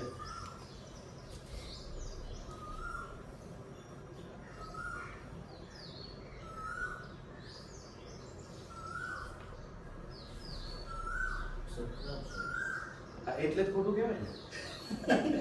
પણ કેટલી મહેનત પડી રહી છે, એમને કઈ બહુ ખોટું લખ્યું નથી. હવે આ જ વસ્તુ તમે વર્ગખંડમાં જુઓ, ધારો કે હું તમને એવું કહું ભારતની રાજધાની કઈ છે, ખોટું લખો તો વિચારવું પડશે. હા, એટલે આપણા બધા લોકોનો જે લોચો શિક્ષણ વ્યવસ્થાને એવો થઈ ગયો છે કે આપણે શિક્ષણ જોઈએ ક્યાં છે? કાગળ પર, મોઢા પર કે બ્રેઇનમાં? હવે તમે જ્યારે ખોટું લખવાની કોશિશ કરો છો તો તમારું મગજ તો પેલું જે સાચું છે એ એનાથી વિપરીત જઈ જ નહીં શકતું. અને આપણે જ્યારે છોકરાઓને કહીએ કે પેલા સ્પેલિંગ, બધા ટીચર્સ ભાઈ જોરદાર સ્ટાઇલ હોય ને, અને એ તો બધાની પેટર્ન હોય કે હું આજે સ્પેલિંગ લખાવું, કાલે હું તમને પૂછીશ. અને પૂછવાને કેવી રીતે કે હું પૂછું અને આવડે એ આંગળી ઊંચી કરે. મોટા ભાગે આ જ પેટર્ન હોય છે કે ભાઈ હું સ્પેલિંગ પ્રશ્ન પૂછું તો બધા આવડે હાથ ઊંચો કરો, પણ પાછી સ્ટાઇલ શું હોય ટીચરની કે જે હાથ ઊંચો કરે એને નહીં પૂછવાનું. આમ કરી સામંતભાઈ બોલે બોલો, હવે એમને હાથે નતો ઊંચો કર્યો તો એમને પૂછવાનું શું ઔચિત્ય છે? પણ પૂછે તો આ કે આ નહીં આવડતું, એટલે પાછા ટીચર પૂછશે થાય હું તમારા માટે આટલી મહેનત કરું છું, આમ કરું છું, તેમ કરું છું, તમે આટલું તૈયારી નહીં કરતા, તો આ તો કશું સારું, આ તો મેં તો મોટો અપરાધ કરી નાખ્યો એવું એ ફિલિંગ આવે. હવે ટીચરના મનમાં એવું હોય કે હું આ બધું લડું તો આ તૈયાર કરી લાવશે, પણ એ તો નહીં થતા તૈયાર. તો પણ બીજા દિવસે એવાય કે એક વસ્તુ શીખીને આવે, સ્પેલિંગ નહીં, હાથ ઊંચો કરવાનું શીખીને આવે કે હારે હાથ ઊંચો કરે તો પૂછતા નથી.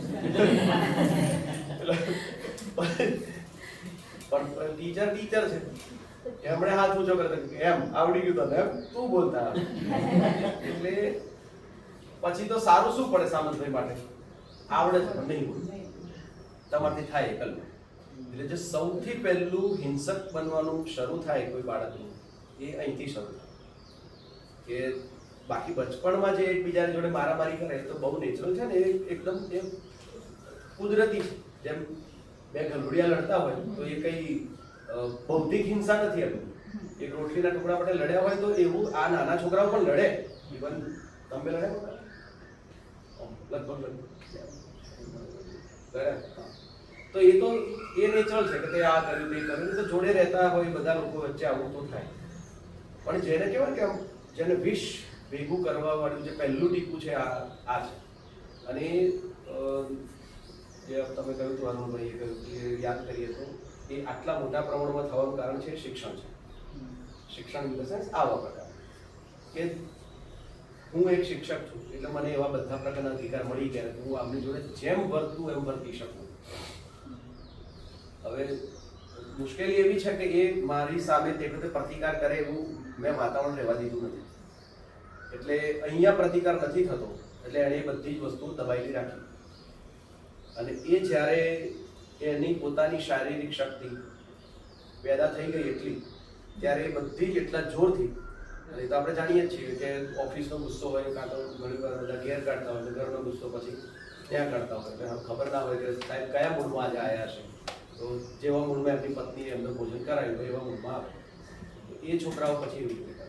એક બહુ આમ બહુ પ્રખ્યાત છે કદાચ હસમુખભાઈનો કિસ્સો બધા એ બહુ જગ્યાએ કહે છે. આપણે હસમુખભાઈ પટેલ એ જે એમણે કહ્યું એ કિસ્સો મને બહુ ગમતો કિસ્સો છે કે એકવાર પસાર થતા હતા ને એમણે જોયું કે એક બાપ છે ધુઆ કુવા કોઈ ઘરના દરવાજે ઊભો છે, બહુ ગુસ્સામાં છે માણસ, અને કોઈને જોર જોરથી બૂમો પાડે કે આમ જો આ એટલામાં એક 7-8 વર્ષનો છોકરો દોડતો આવ્યો એટલે પેલા એ સીધો લાખો જોરથી ચીંકી જ દીધો. એટલે આ એકદમ ઊભા રહી ગયા પેલા આટલું બધું જોરથી મારી દીધું એની પાસે ચાવી લીધી, દરવાજો ખોલી દીધો. એટલે હસમુખભાઈ એટલે જઈને પૂછી લીધું કેમ મારી?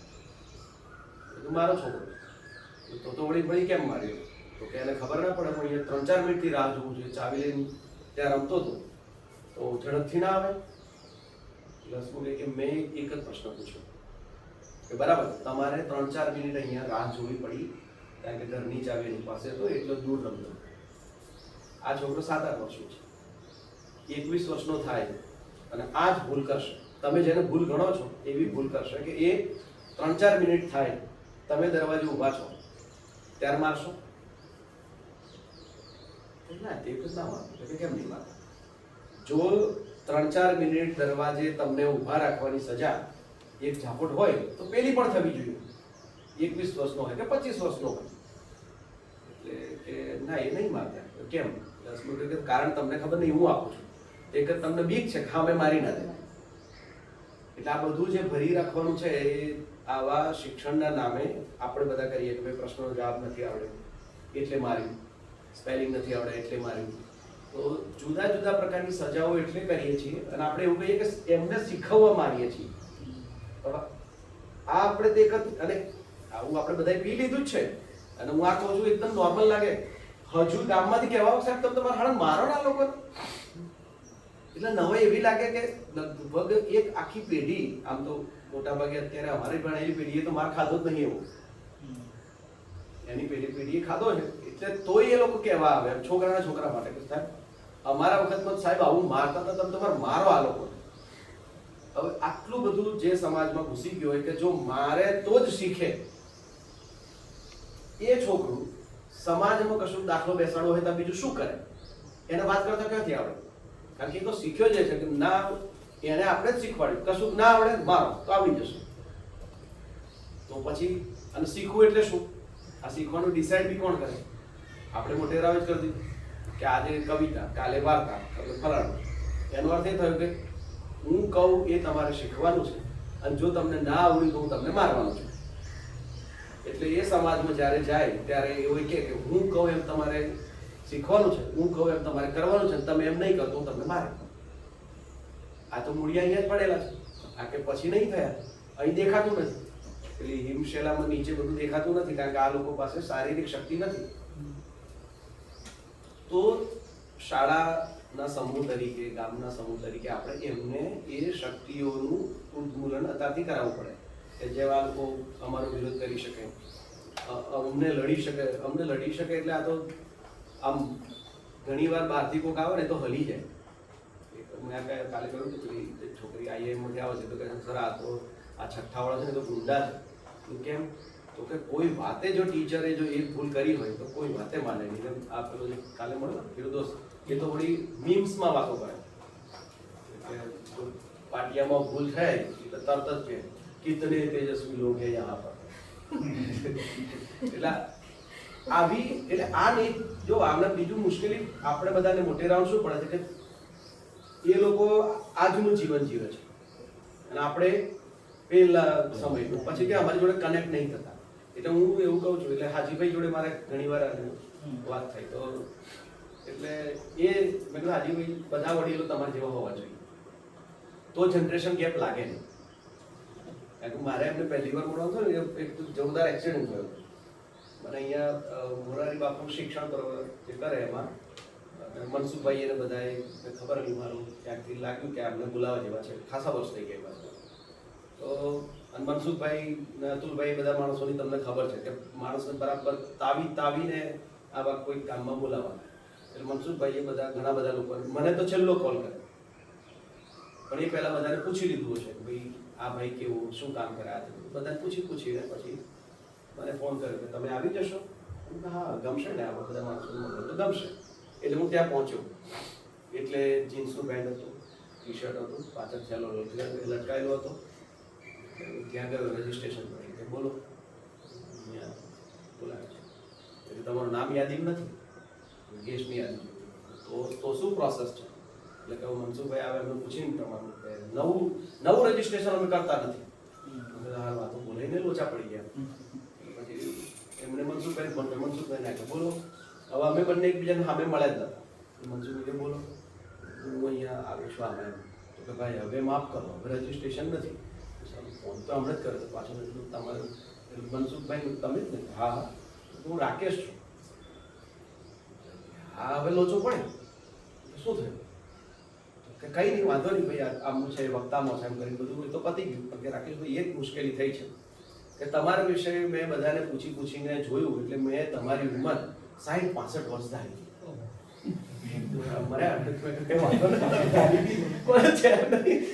એટલે કે એમાં મુશ્કેલી એવી થઈ છે કે જે તમને રૂપ ફાળવ્યો છે અમે 6 જણમાં, તે બધા વૃદ્ધો છે. મેં કીધું બિલકુલ ફાવશે મને, નાના બધા ભાવશે. પછી એમાં મળે હાજીભાઈ ને આપણે મનુભાઈના દીકરા આપણે રામભાઈ ને, તો એ બધાનો એમની જોડે મારે રહેવાનું આવ્યું. અને પછી રામભાઈ ને બધા જોડે મારે થોડું પછી બહુ ઓછો પરિચય થયો, પણ હાજીભાઈ જોડે જામી ગઈ. એટલે હું હાજીભાઈને કહું કે જનરેશન ગેપ ન રહેવા દેવી ને, એ નાનાઓની જરૂરિયાત નથી. મોટેરાઓએ જ એમની જોડે એવી રીતે વર્તવું જોઈએ. એટલે અમારા આવડું મીમ્સમાં એવી વાતો કરે કે અમે વચ્ચે કસોટી હતી, એકમ કસોટી, એના વિશે તો બધા લોકોને ખબર છે. મેં કીધું જો આ શનિવારે કસોટી છે અને તમારે આટલું રિવિઝન કરવાનું બાકી છે, કોઈ આઈડિયા હોય તો આપો. એટલે હા તો છે આઈડિયા છે. હા બોલ મને એમ કે કોઈ ટેકનિક બતાવશે કે ભાઈ આવી રીતે કરો એમ. એટલે ઊભો થઈને એકદમ જાણે કે ગંભીર જો એક કામ કરાયું છે. હા બોલ. આપણે એમ કે સ્કૂલની દિવાલ પર લખી દઈએ ઓ કસોટી કલાના. મેં કાકા કસોટી કલાના વાળા પિક્ચર આવ્યું ઓ સ્ત્રી કલાના. મેં કીધું આમાં સરકટો આવી જશે તું બેસી જા. પણ એટલે આપની જોડેનું ટ્યુનિંગ આપણે કંઈક જુદી રીતે બનાવવા જઈએ કે એ ભાઈ એવા પિક્ચર્સની વાતો નહીં કરવાની, એવા મીમ્સની વાતો નહીં કરવાની, અને પછી આપણે ઈચ્છીએ કે એ લોકો આપણી વાતો ન સમજે. તો એ તો કેટલી બેહુદી વાત છે કે હું એમ કહું છું કે હું તારા જીવનને નકારું છું અને તું પછી મારા જીવનને કેવી રીતે સ્વીકારી શકો. એટલે આ જે છે એ અમારું આવી કેટલીક ટેકનિક છે. એક રમત બનાવી છે, કોણ બનેગા ઝૂઠપતિ. એટલે આમાં જૂઠું નહીં બોલવાનું, એટલે રમતમાં જૂઠું બોલવાનું. એ સાચો જવાબ નહીં આપવાનો તમારે. હું તમને પૂછું ભારત અને સાચો જવાબ આપે આઉટ. એટલે હવે એમાં થાય શું કે જેને આવડે છે એને પોતાના મનમાં સાચો જવાબ રાખવો પડે, અને જેને નહીં આવડતો એનો કોન્ફિડન્સ પાવરફુલ હોય કે હા તમે તમારે પૂછો. અને ફાયદો એ થાય કે એને પેલું સામંતભાઈ જોડે થયું એવું થાય નહીં. અને જ્યારે બધા લોકો આવું કહેતા હોય અને એ વખતની અંદર તમે જેમ સીધું ભારતની રાજધાની કહીએ એટલે પેલો કહે અમદાવાદ, આમ કરતા કોઈ વાર સાચું પડી જાય તો અરે યાર જવા દે મારથી સાચું બોલી ગયું. ખરેખર એને આવડતું જ નથી, પણ એના કારણે એને વર્ગમાં જોડવાનું જે છે શરૂ થાય. પછી આપણે બધા વર્ગની અંદર ઓફિસ ચેક કરવાનું એ બધું કોઈકને બાળકોને, પણ એમાં શું કરીએ મોટા ભાગે બધા હોશિયાર છોકરાઓ પકડીએ. તો જે પેલા જે છેલ્લે ખૂણામાં જેને બેક બેન્ચર્સ કહીએ તો એ લોકોનું શું ખરેખર તો શું કરવાનું હોય કે એવું કશું ચકાસવાનું કામ હોય ને એ એવાને આપવાનું કે જેને બધું ખોટું પડી ગયું. એટલે હવે તમે માની લો કે 10 શબ્દો લખાયા જોડણી કરાવડાવી અને પછી જેની બધી ખોટી આપણને ખબર જ હોય, આમ તો જે શિક્ષક વર્ગનો હોય ને એને ખબર જ પડી જાય કે આને એક કઈ સાચી નહીં લખી હોય, એનું જ લાઈન ચકાસવાનું કે જો આવી રીતે સાચી લખાય. એકવાર કરી દીધું પછી એને કહેવાનું કે આ તું બધાની ચકાસી અને જેની ખોટી પડે એની બાજુમાં આવું સાચું લખી આપજે. હવે આમાં ખેલ શું છે? પેલાએ 25 વાર લખ્યું પડે. આમ સામાન્ય રીતે જોડણી ખોટી પડે 5 વાર લખવા લો તો એને સજા લાગે, પણ 5 વાર લખવાની. હવે એને મજા લાગે કે આ તો સાહેબનું કામ છે, હું કરી આપું છું. એનથી વધારે મજા શું આવી કે જે આવા એલિટ ગ્રુપ વાળા હોય કે અમારો તો આ જ નંબર આવે, એ પેલા છેલ્લા વાળા તો બધા વાત કરવા જતા જ ના હોય. હવે ખબર પડી પેપર તો પેલા તપાસ્યું છે, મારે કેટલા માર્ક આવ્યા ના કહેવાય, સાહેબે આપણી પર ભરોસો મેળવ્યો ના કહેવાય. એટલે એ જે વાતચીતના જે છેડાઓ, એટલે આ બધા સ્પાર્ક આપણે જ કરવા પડે. એટલે આવું જો થોડું હું એવું કહું છું, તારક મહેતા કા ઉલ્ટા ચશ્મા સિરિયલ ના હોવી જોઈએ. આપણે બધા લોકોએ બધું ઉલટું કામ શરૂ કરવું જોઈએ, કારણ કે આ બધાની ખોપરીઓ જેવી ઉલટી. તો એમના વચ્ચે સંવાદ, બધા સાથે સંવાદ કરવા માટે કેટલા કામ કરાવી શકાય એ બધા કરાય. એક રીડિંગ ક્રિકેટ છે. હવે એક બીજું શિક્ષણનું આપણે બધા લોકોએ જે સાવ જો ખાવું પીવું શ્વાસ લેવો આ બધું કુદરતે આપણામાં પહેલેથી મૂકેલું છે. આ બાકીનું બધું છે ને આપણે બધાએ કસ્ટમાઇઝેશન કર્યું. ખરેખર વાંચવું લખવું કંઈ આપણા જીવનની જરૂરિયાત નહીં, નહીતર તો કૂતરા બિલાડાને બી લખવાનું મૂક્યું હતું. હવે જે કુદરતી છે એ સિવાયનું છે એ તમારે ટેવ પાડવી પડે. પેલો આપણો સ્વભાવ છે, આપણે એ ભાવમાં જ રહીએ. હજુય આમ અને તો આમ જોવા જઈએ તો મને ગુજરાતીની કેટલીક વિશેષતાઓ વિશે એકદમ હજુ એવું લાગે કે ચાલો આ કેટલું વિજ્ઞાન કઈ રીતે આવ્યું છે ખબર નહીં, પણ હજુય કોક પડી રહ્યો હોય તો એમ કે મગરમચ્છની જેમ પડી રહ્યો છે. એટલે આપણું જે બ્રેઇન છે મગરમચ્છ વાળું, તો એ હજુ પડી રહેવાની હોય તો એવું હોય. એ જ રીતે એવું સૂઈ રહ્યું હોય કોઈક આપણે જેમ એને જો જગાડે અચાનક, તો જેમ પેલું કૂતરું અચાનક જાગે જેમ કરડવા દોડે, પેલો હજુય એનો મૂળ સ્વભાવ છે. એટલે એનો કહું છું ત્યારે આપણા બધાનો કે આપણે છેલ્લે તો પ્રાણી તો છીએ જ. એટલે એવો જે સ્વભાવ છે એ સિવાયનું તમારે કશું કરાવડાવવું હોય તો તમારે એ કેળવવું પડે. હવે વાંચવું લખવું છે એ આપણા નેચરનું જ નથી, એ તો આપણે આપણી જરૂરિયાત હતી. આપણી એટલે જે એને આમ હરારીએ સરસ હોમો સેપિયન્સ કરીને કર્યું છે, એ વાંચવા જેવું પુસ્તક છે. તો ભાઈ એના પરથી હવે આપણી આ દુનિયા ચલાવવા માટે આપણે વાંચવું લખવું પડે છે. એ તો ઘણી વાર એવું થાય કે આ બધા લોકો મૂકી દે તો ક્યાં જફા જ ક્યાં છે, કોઈ કઈ વાંધો જ નથી. પણ હવે આ રીતે આપણે સમાજમાં આદાન પ્રદાન કરવા માટે મગજ વિકસ્યું છે. એટલે ઘણી વાર તો આનો જે વિકાસ થયો છે ને એને કંટ્રોલમાં રાખવા માટે વાંચવું પડે. તો એવા વખતમાં વાંચવું ફરજિયાત કરવા જઈએ આપણે. અને આપણા બ્રેઇનનો એક બીજો જુદો આસ્પેક્ટ એવો છે કે એની પર જે વાત માટે ફોર્સ કરીએ ને એ વાતે તરત જ ભૂલી જાય. અને આ એકદમ બહુ બધા રિસર્ચિસ આધારિત છે, એટલે ખાલી આપણને અનુભવ છે. કેમ તો કે બ્રેઇનને એવી પણ ખબર પડે છે કે આ જીવવા માટે જરૂરી નથી ને એટલે આવું જોર કરે છે મારી પર. તમે જો તમારો પાસવર્ડ છે એ યાદ રાખવા માટે કોશિશ કરો એટલે તરત બ્રેઇન શું વિચારે ખબર, જીવવા માટે જરૂરી લાગતું નથી. હા, કારણ કે જો જીવવા માટે જરૂરી હોય તો એ યાદ રાખવાની કોશિશ કરતો નથી.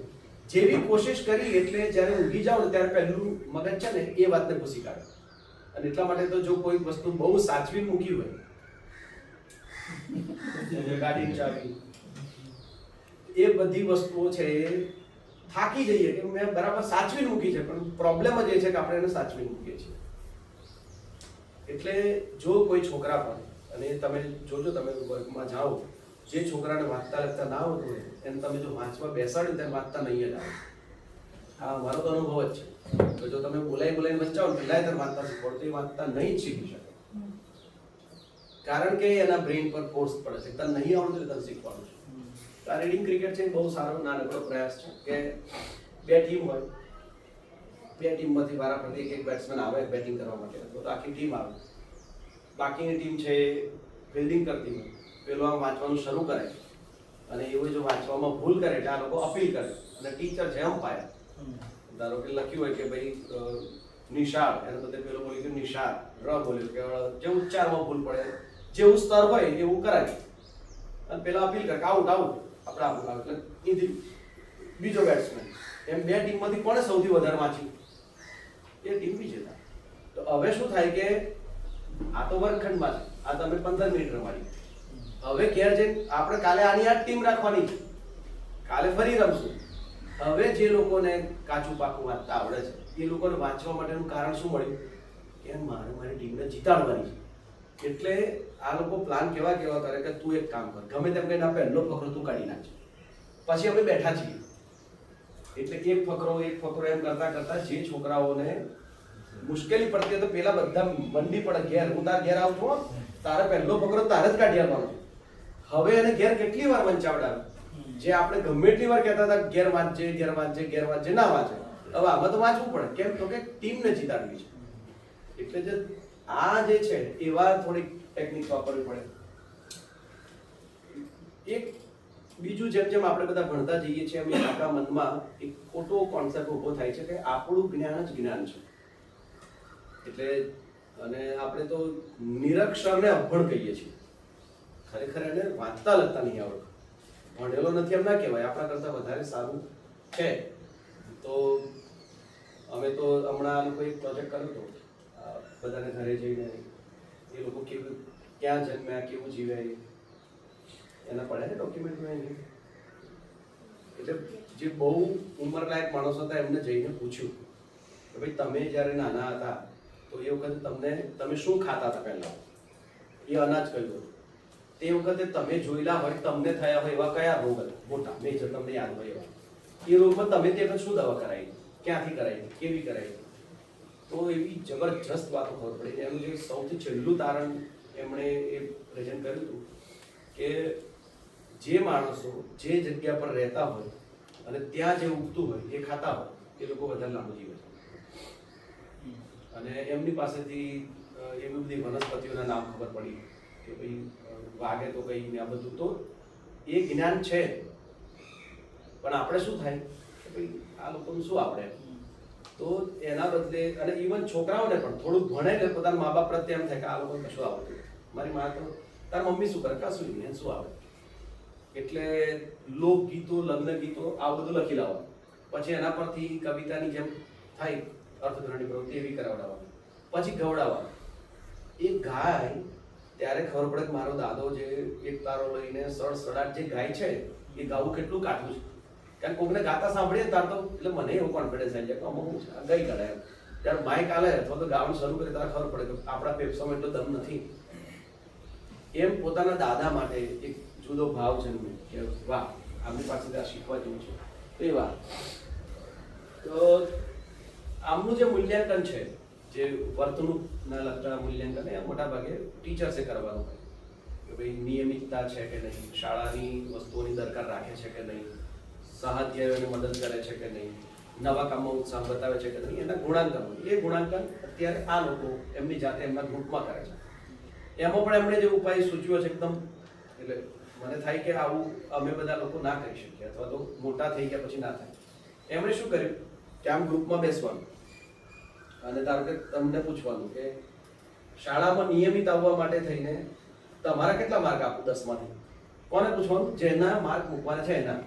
મોટા ભાગે આ બંધ બારણાનું કામ છે, એ મૂકી દીધા એમને જ પૂછ્યું. એટલે એ એમ કે 7. એટલે બાકીના ગ્રુપને અમે 6 કહેતા પણ સાંભળ્યા છે બાકીના સભ્યો કે ના 6 આપો, અને બાકીના ગ્રુપને 8 કહેતા પણ સાંભળ્યા છે કે ના તું 7 નો નહીં, તું 8 નો છું.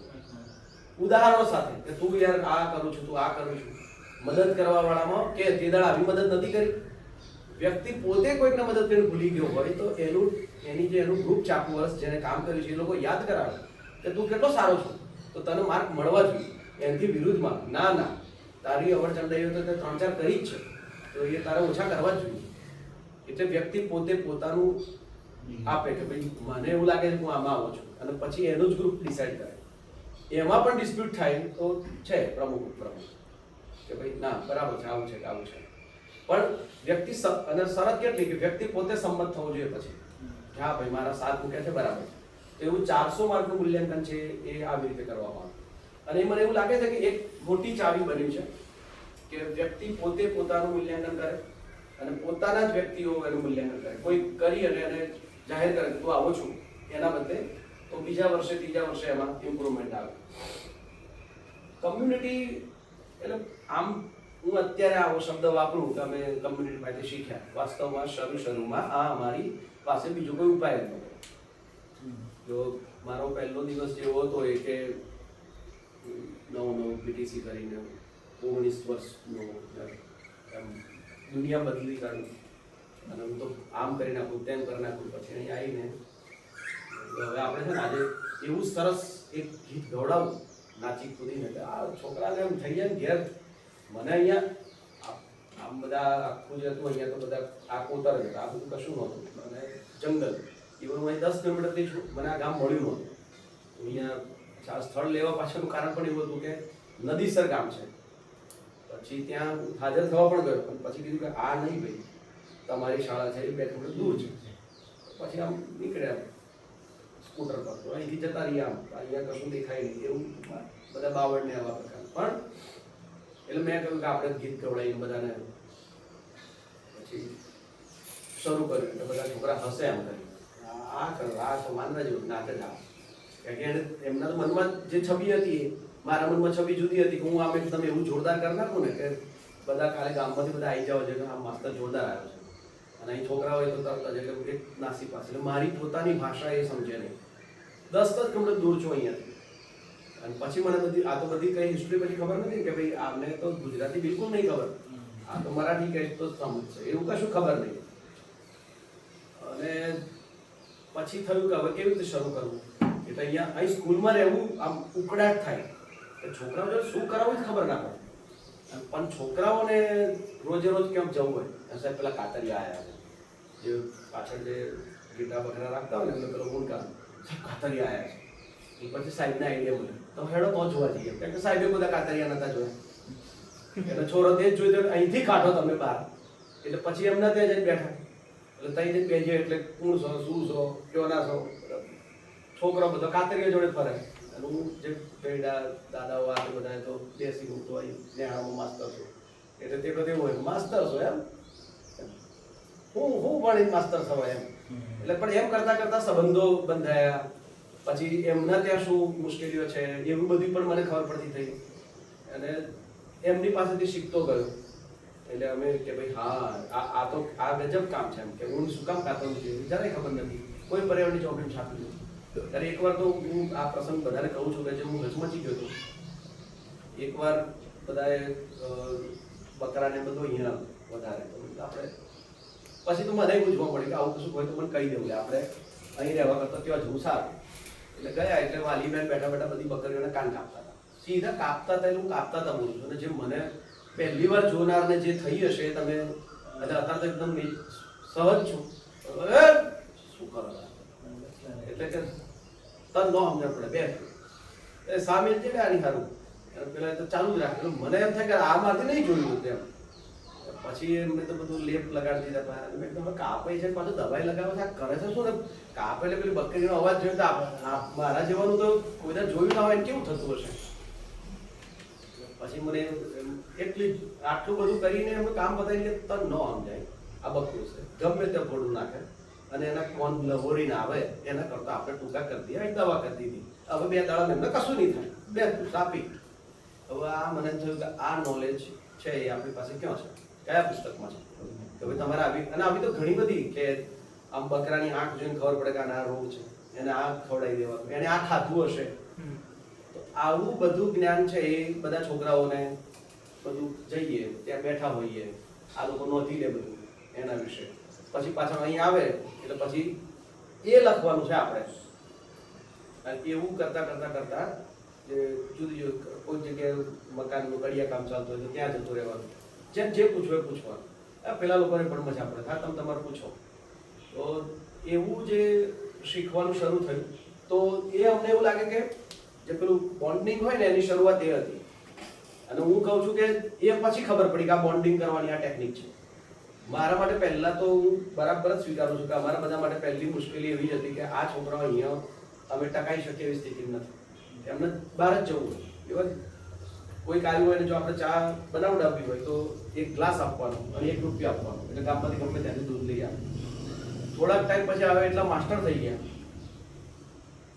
અને એનું નામ પણ મને યાદ છે જેણે પહેલી વાર પ્રથા કરેલી કે ગયો, દૂધ લાવ્યો, રૂપિયો પાછો આવ્યો. તો કેમ લે? સાહેબ રસ્તામાં જતા બકરી મળી. મેં કીધું કોની? એટલે મેં કીધું કોની? સાહેબ આપણી નિહાર દૂધ ઘાસ ખાતી હતી તો આપણી.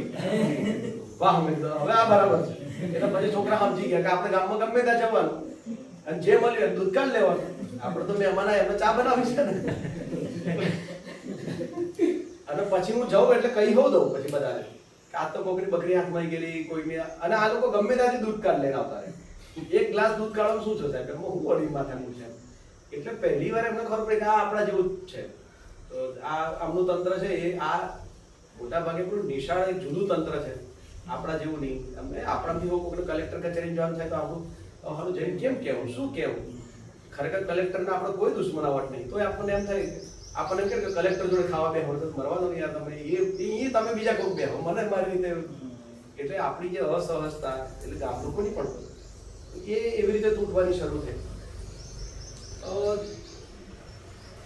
થોડુંક પછી ભણાવવાનું જેમ શરૂ કર્યું પછી અમે જોયું કે હિસ્ટ્રી જે શીખવાય છે એટલે જે ચોપડી છે એ છે એ કશું કામ કરી શકતી નથી એવું અમને એવું લાગ્યું. એટલે અમને વિચાર આવ્યો કે શું કરીએ તો ખરેખર સામાજિક વિજ્ઞાનનું મુખ્ય કામ તો હતું કે સમાજનું વિજ્ઞાન સમજે. કોઈ સમાજમાં કોઈ બે જૂથ લડે તો શું કામ લડે? એના ટેમ્પલેટ્સ હોય કે આટલા આવા કારણો. આની પહેલા આવી અથડામણોમાં કે આવી મુશ્કેલીઓમાં કોણે કેવા ઉપાયો કર્યા હતા? એ ઉપાય હજુ શાશ્વત છે. ઉપાય શાશ્વત છે, એની રીતિઓ બદલાય, બાકી એમાં કોઈ ફરક નહીં. પણ એવું સમજાવવું કેવી રીતે? એટલે પછી ધીમે ધીમે દરેક આમ બેસીએ એકલ ગોપાલ સામાજિક રીતે અને પછી બધા ઉપાયો વિચારવા માંડ્યા કે આપણે એવું કરાય કે ઉદાહરણ તરીકે રાજા રામ મોહન રાય વિશે શીખવાનું અને પછી પૂછવાનું કે જો એટલા વર્ષ પહેલા રાજા રામ મોહન રાય ન થયા હોત તો આજે શું સ્થિતિ હોય? થોડીક વાર બધી થાય પછી છોકરીઓએ કીધું એમ મને આમ બરાબર આખો સીન હજુ યાદ છે કે સાહેબ અમે નિહાળમાં ના હોત. કેમ ના હોત? તો અમારે તો દૂધ પીધી ના બધા ધંધા હતા બધું અમે કેવો આ જગતમાં હોત તો હોત ને. પણ બરાબર થોડીક વાર પછી અરે સાહેબ અમે ના હોત. તમે કેમ ના હોત? તો કે સાહેબ બધાને ચો ભણવા જ દેતા હતા. આ તો આવા બધા લોકો આવ્યા કે એમણે કહ્યું ના ભાઈ બધાને ભણવાનું હોય એમ. એટલે કે થોડાક જ લોકો ભણતા હતા. એ વાત સાચી. પછી મેં કહ્યું કે તો એમના સમયમાં આવા પ્રશ્નો હતા, એમના ઉકેલ આવી રીતે કર્યા હતા. આપણા અત્યારના સમાજમાં છે એવા કોઈ પ્રશ્નો? બધા કે ના એવા નથી. એટલે કારણ કે કાલે વાત તમે કહ્યું કે પ્રશ્ન દેખાય તો ઉકેલવાનું શું છે? એટલે કે ના એવા નથી. હા તો બરાબર છે. એટલે મેં કીધું હા તો ઠીક કે ના છે કેવી વાત કે હજુ કે છોકરીઓને મોકલવાનું થાય તો કોટા જ વાગે છે ને નિશાળ મોકલવાનું થાય છે બરાબર. પછી નાનપણમાં લગ્ન કરે હા બોલો પછી તો બધા આવવા મળે ભૂવા ધોળમાંથી મળે બધું આવવા મળે આવો બરાબર. હવે આપણે એક કામ કરવું જોઈએ, રાજા રામ મોહન રાયને કહેવું જોઈએ કે આવો આ પ્રશ્ન ઉકેલ. એમ કંકોળો આવે કે તમે તો કોણ ઉકેલશો? એ તો આપણે જ કરવું પડે ને. આપણે એટલે પછી ખબર પડી કે હા જો પ્રશ્ન આપણને દેખાયો છે તેનો ઉકેલ આપણે લાવવાનો. તો ભાઈ હિસ્ટ્રીમાંથી એવા રિફ્લેક્ટિવ બધામાંથી જેમાંથી થઈ શકે એ બધામાંથી આવું કર્યું કે અને એના કારણે અમને એવું લાગ્યું કે આ બધાની જે સમજણ છે બિલ્ડઅપ થઈ. પણ હું આ ફરી કહું છું કે આ પછી લાગ્યું, આ શરૂ કર્યું ત્યારે તો માત્ર એવું હતું કે આપણે શું કરીએ તો આ લોકો સામાજિક વિજ્ઞાન સારી રીતે ભણે. પહેલા એવો વિચાર હું આ દરેક વાતમાં એવું નથી કહેતો કે આ અમે પહેલા આવું વિચારેલું પછી આવું થઈ ગયું, અમે ધાર્યું કે એવું થયું. અમે કર્યું જુદા કારણથી. અમને મનમાં એવું હતું કે સામાજિક વિજ્ઞાનનું ટ્રુ સાયન્સ તો એ જ છે કે ભાઈ સમાજ કેવી રીતે જેમ પાણી ઢોળાયું હોય એટલે થોડીક વાર પછી ઉડી ગયું આપણે કહીએ કે બાષ્પીભવન છે. એમ સમાજમાં આવું થયું તો એનું શું વિજ્ઞાન છે? તો અમારો આશય એટલો જ હતો કે વિજ્ઞાન દરેક ઘટના પાછળનું વિજ્ઞાન સમજે કે ભાઈ દાંડી કૂચ કરી ગાંધીજીએ તો મીઠા માટે કરી હતી. એટલે બધા લોકો અત્યારે તમે કોઈકને જઈને પૂછજો કે ગાંધીજી દાંડી કૂચ શું કામ કરી હતી? એટલે કે મીઠા માટે. એટલે આ કેટલું તમે છુલ્લક કરી નાખ્યું કે મીઠા માટે માણસ છે આટલું બધું ભેગું કરીને જાય. એટલે એનું વિજ્ઞાન સમજવા માટેની તૈયારી ના હોય અથવા તો આપણે પોતે ના સમજ્યા હોઈએ એનું વિજ્ઞાન તો આપણે કોઈને સમજાવી ન શકીએ. ભાઈ મીઠું છે એ તો એક નિમિત્ત હતું. એટલે એવું જ્યારે એમને રિફ્લેક્શન થાય ત્યારે ખબર ઓહો વાત સાચી.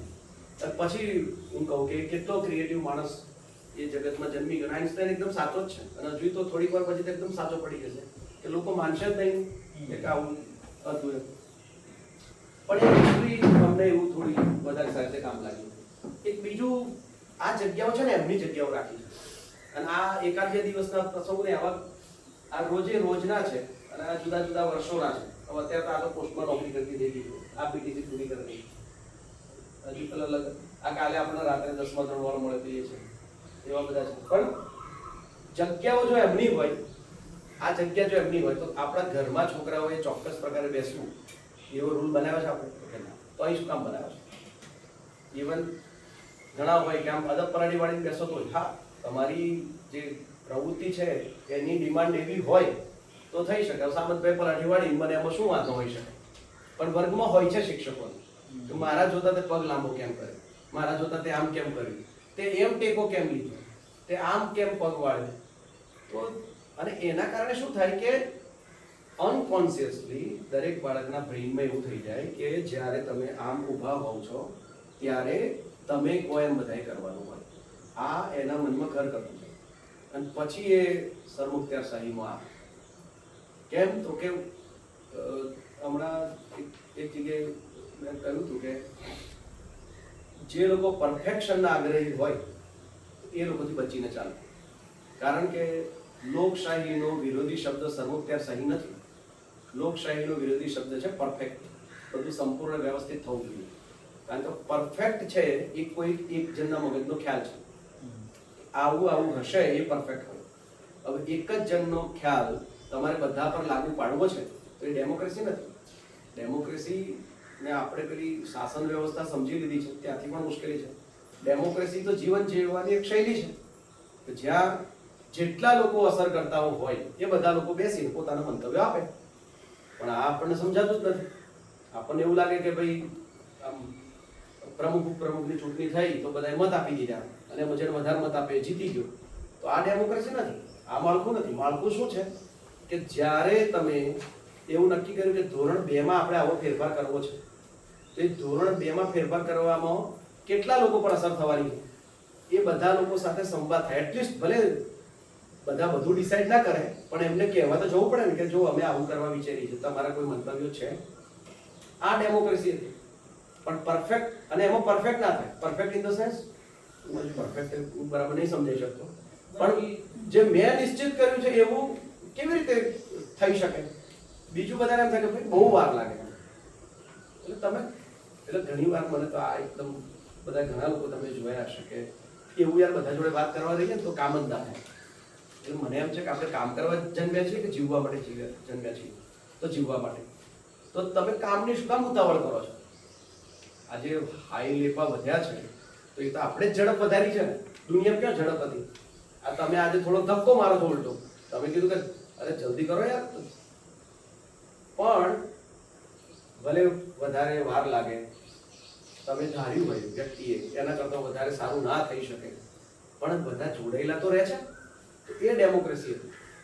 એટલે ડેમોક્રેસીનો વિરોધી પરફેક્ટ કે ભાઈ બધું પરફેક્ટ કરવાનું છે એટલે ડેમોક્રેસી જતી રહી. પરફેક્ટ એ તો કોઈકનો જ ખ્યાલ હોય તો જ પરફેક્ટ હોય. આ જગત છે એ પરફેક્ટ જ છે. કયા સ્વરૂપમાં? એણે જેમ રચ્યું છે એ સ્વરૂપમાં, રચાયું છે એ સ્વરૂપમાં પરફેક્ટ છે.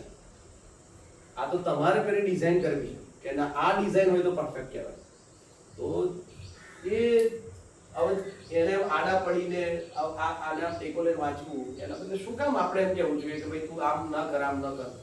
આ તો અહીં બેન કવિતા વાંચે બોધિ વૃક્ષ છે ઉપર અંગત જ્ઞાન પ્રાપ્ત થતું.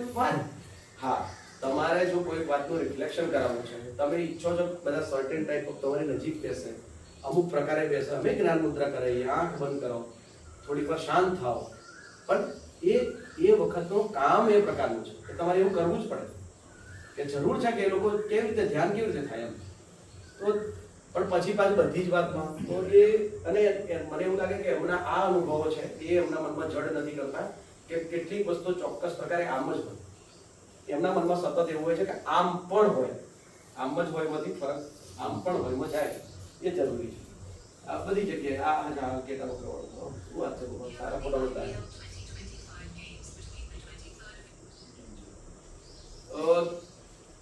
હવે આ જો આ ટીચરને બતાવવાનું કોઈક આવે તો શિક્ષકને કેવી રીતે બતાવવાનું? ઊભા થવાનું, આમ કરીને આમ બતાવવાનું. હવે આને પૂછ્યું શું બનાવ્યું? લે જોઈ લે તારે જોઈ લેવાનું બાદ બતાવે. પણ આ આવું છે. હા આ જો એક નાનકડી કસોટી આપી રહ્યા છે. હવે આ અમને બનેલી બેઠક વ્યવસ્થા કેટલી જોરદાર છે. એકનું મોઢું આમ છે, એકનું આમ છે. કોણ કોણ આમ જોયું? કોઈ મોઢેબાજી જ નથી. તો એવા એટલે પણ હું આ પેલો કહ્યું એમ કે આવા ઉપાય એમને શું છે, આપણને ન શું છે. આપણા માટે કંઈક જુદા જ સીન હોય છે. આ બધી જ જગ્યાઓ છે શીખવા માટે જગ્યાઓ છે. આ તો હજુ જૂના ફોટો છે. બાકી અત્યારે તો આના કરતાં પણ વધારે છોકરાઓ પોતપોતાના ક્લાસરૂમમાં ગમે ત્યાં બેઠા હોય છોકરાઓમાં. અને આમના માટે જમવાનું પીરસવા વાળું મોટાભાગે વ્યવસ્થાઓ છે. પણ જે દિવસે એમ કહ્યું હોય કે આજે પીરસતા નથી, તમારે મેળે લઈ લે, તમારે જ્યાં ખાવું હોય ત્યાં પછી કાંઈ ઓફિસ સુધી જમવા આવે ત્યાં બધું લઈ લે. પણ મને એવું લાગે કે એ વધારે એકબીજાને જોડનારું બને છે. ગામના વડીલો એટલે અમારા પોતાની એની કઈ સ્ટોરી હતી, ત્યાંના વડીલો આ બધા લોકો પાસેથી બધું જાણવું, સમજવું. એક બીજું પણ આપણું હોય છે કે જે વૃદ્ધો હોય એમને કહેવું હોય છે, ઘણું કહેવું, એમને સાંભળનાર નથી. અને આપણે કોઈ જુદા વ્યક્તિ પાસેથી ઇતિહાસ ભણીએ છીએ. જુદો કહું છું એટલે હું ચોપડી પાસે, જેને પોતાનું ઘર, પોતાનું ગામ એના વિશે કશું ખબર નથી.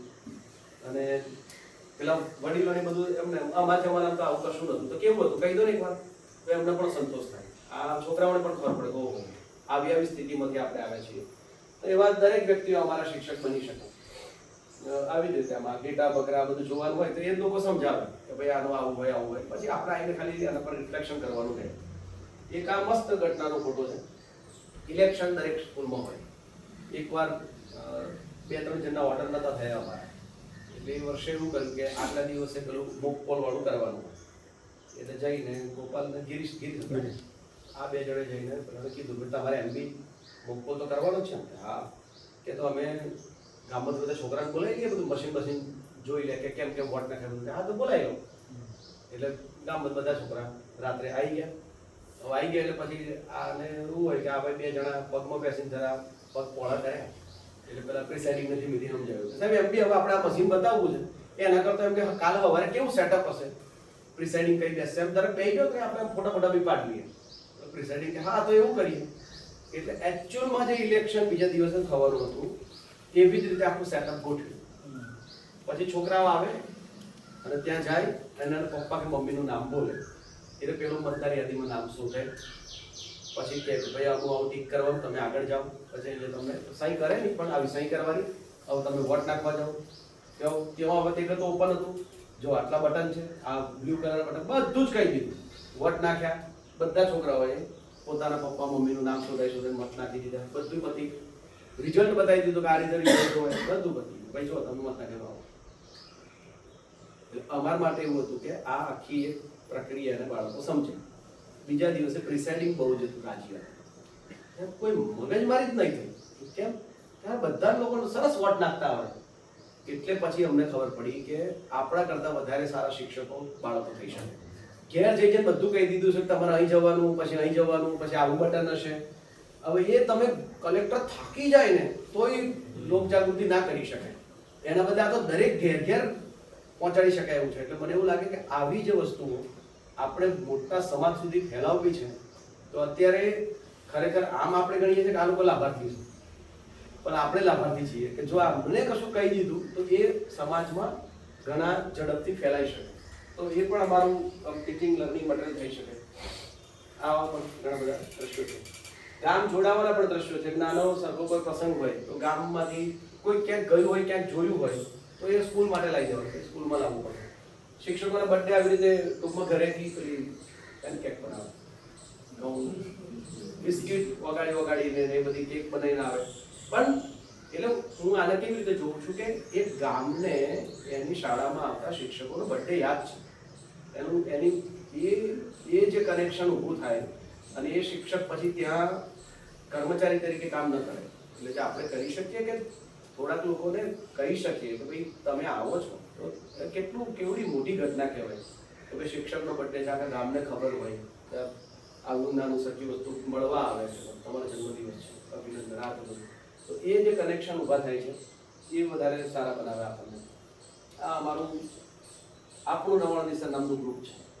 તો એમાં સ્કૂલમાં થતી હોય, ગામમાં જાય, ગામની ઘટનાઓ સ્કૂલમાં આવે, એવી બધી ચર્ચાઓ ચાલુ રહેતી હોય. અને આના કારણે પછી છે ને જુદી જુદી, મેં કાલે પણ કહ્યું હતું કે પછી અમે જરાક વધારે આમ જે પણ કરાવડાવવું હોય એ કરાવવા માટે અમે વધારે મુક્ત થઈ જઈએ છીએ કે આપણે કંઈ પણ કરાવડાવીશું, ગામ આપણી સાથે જ છે.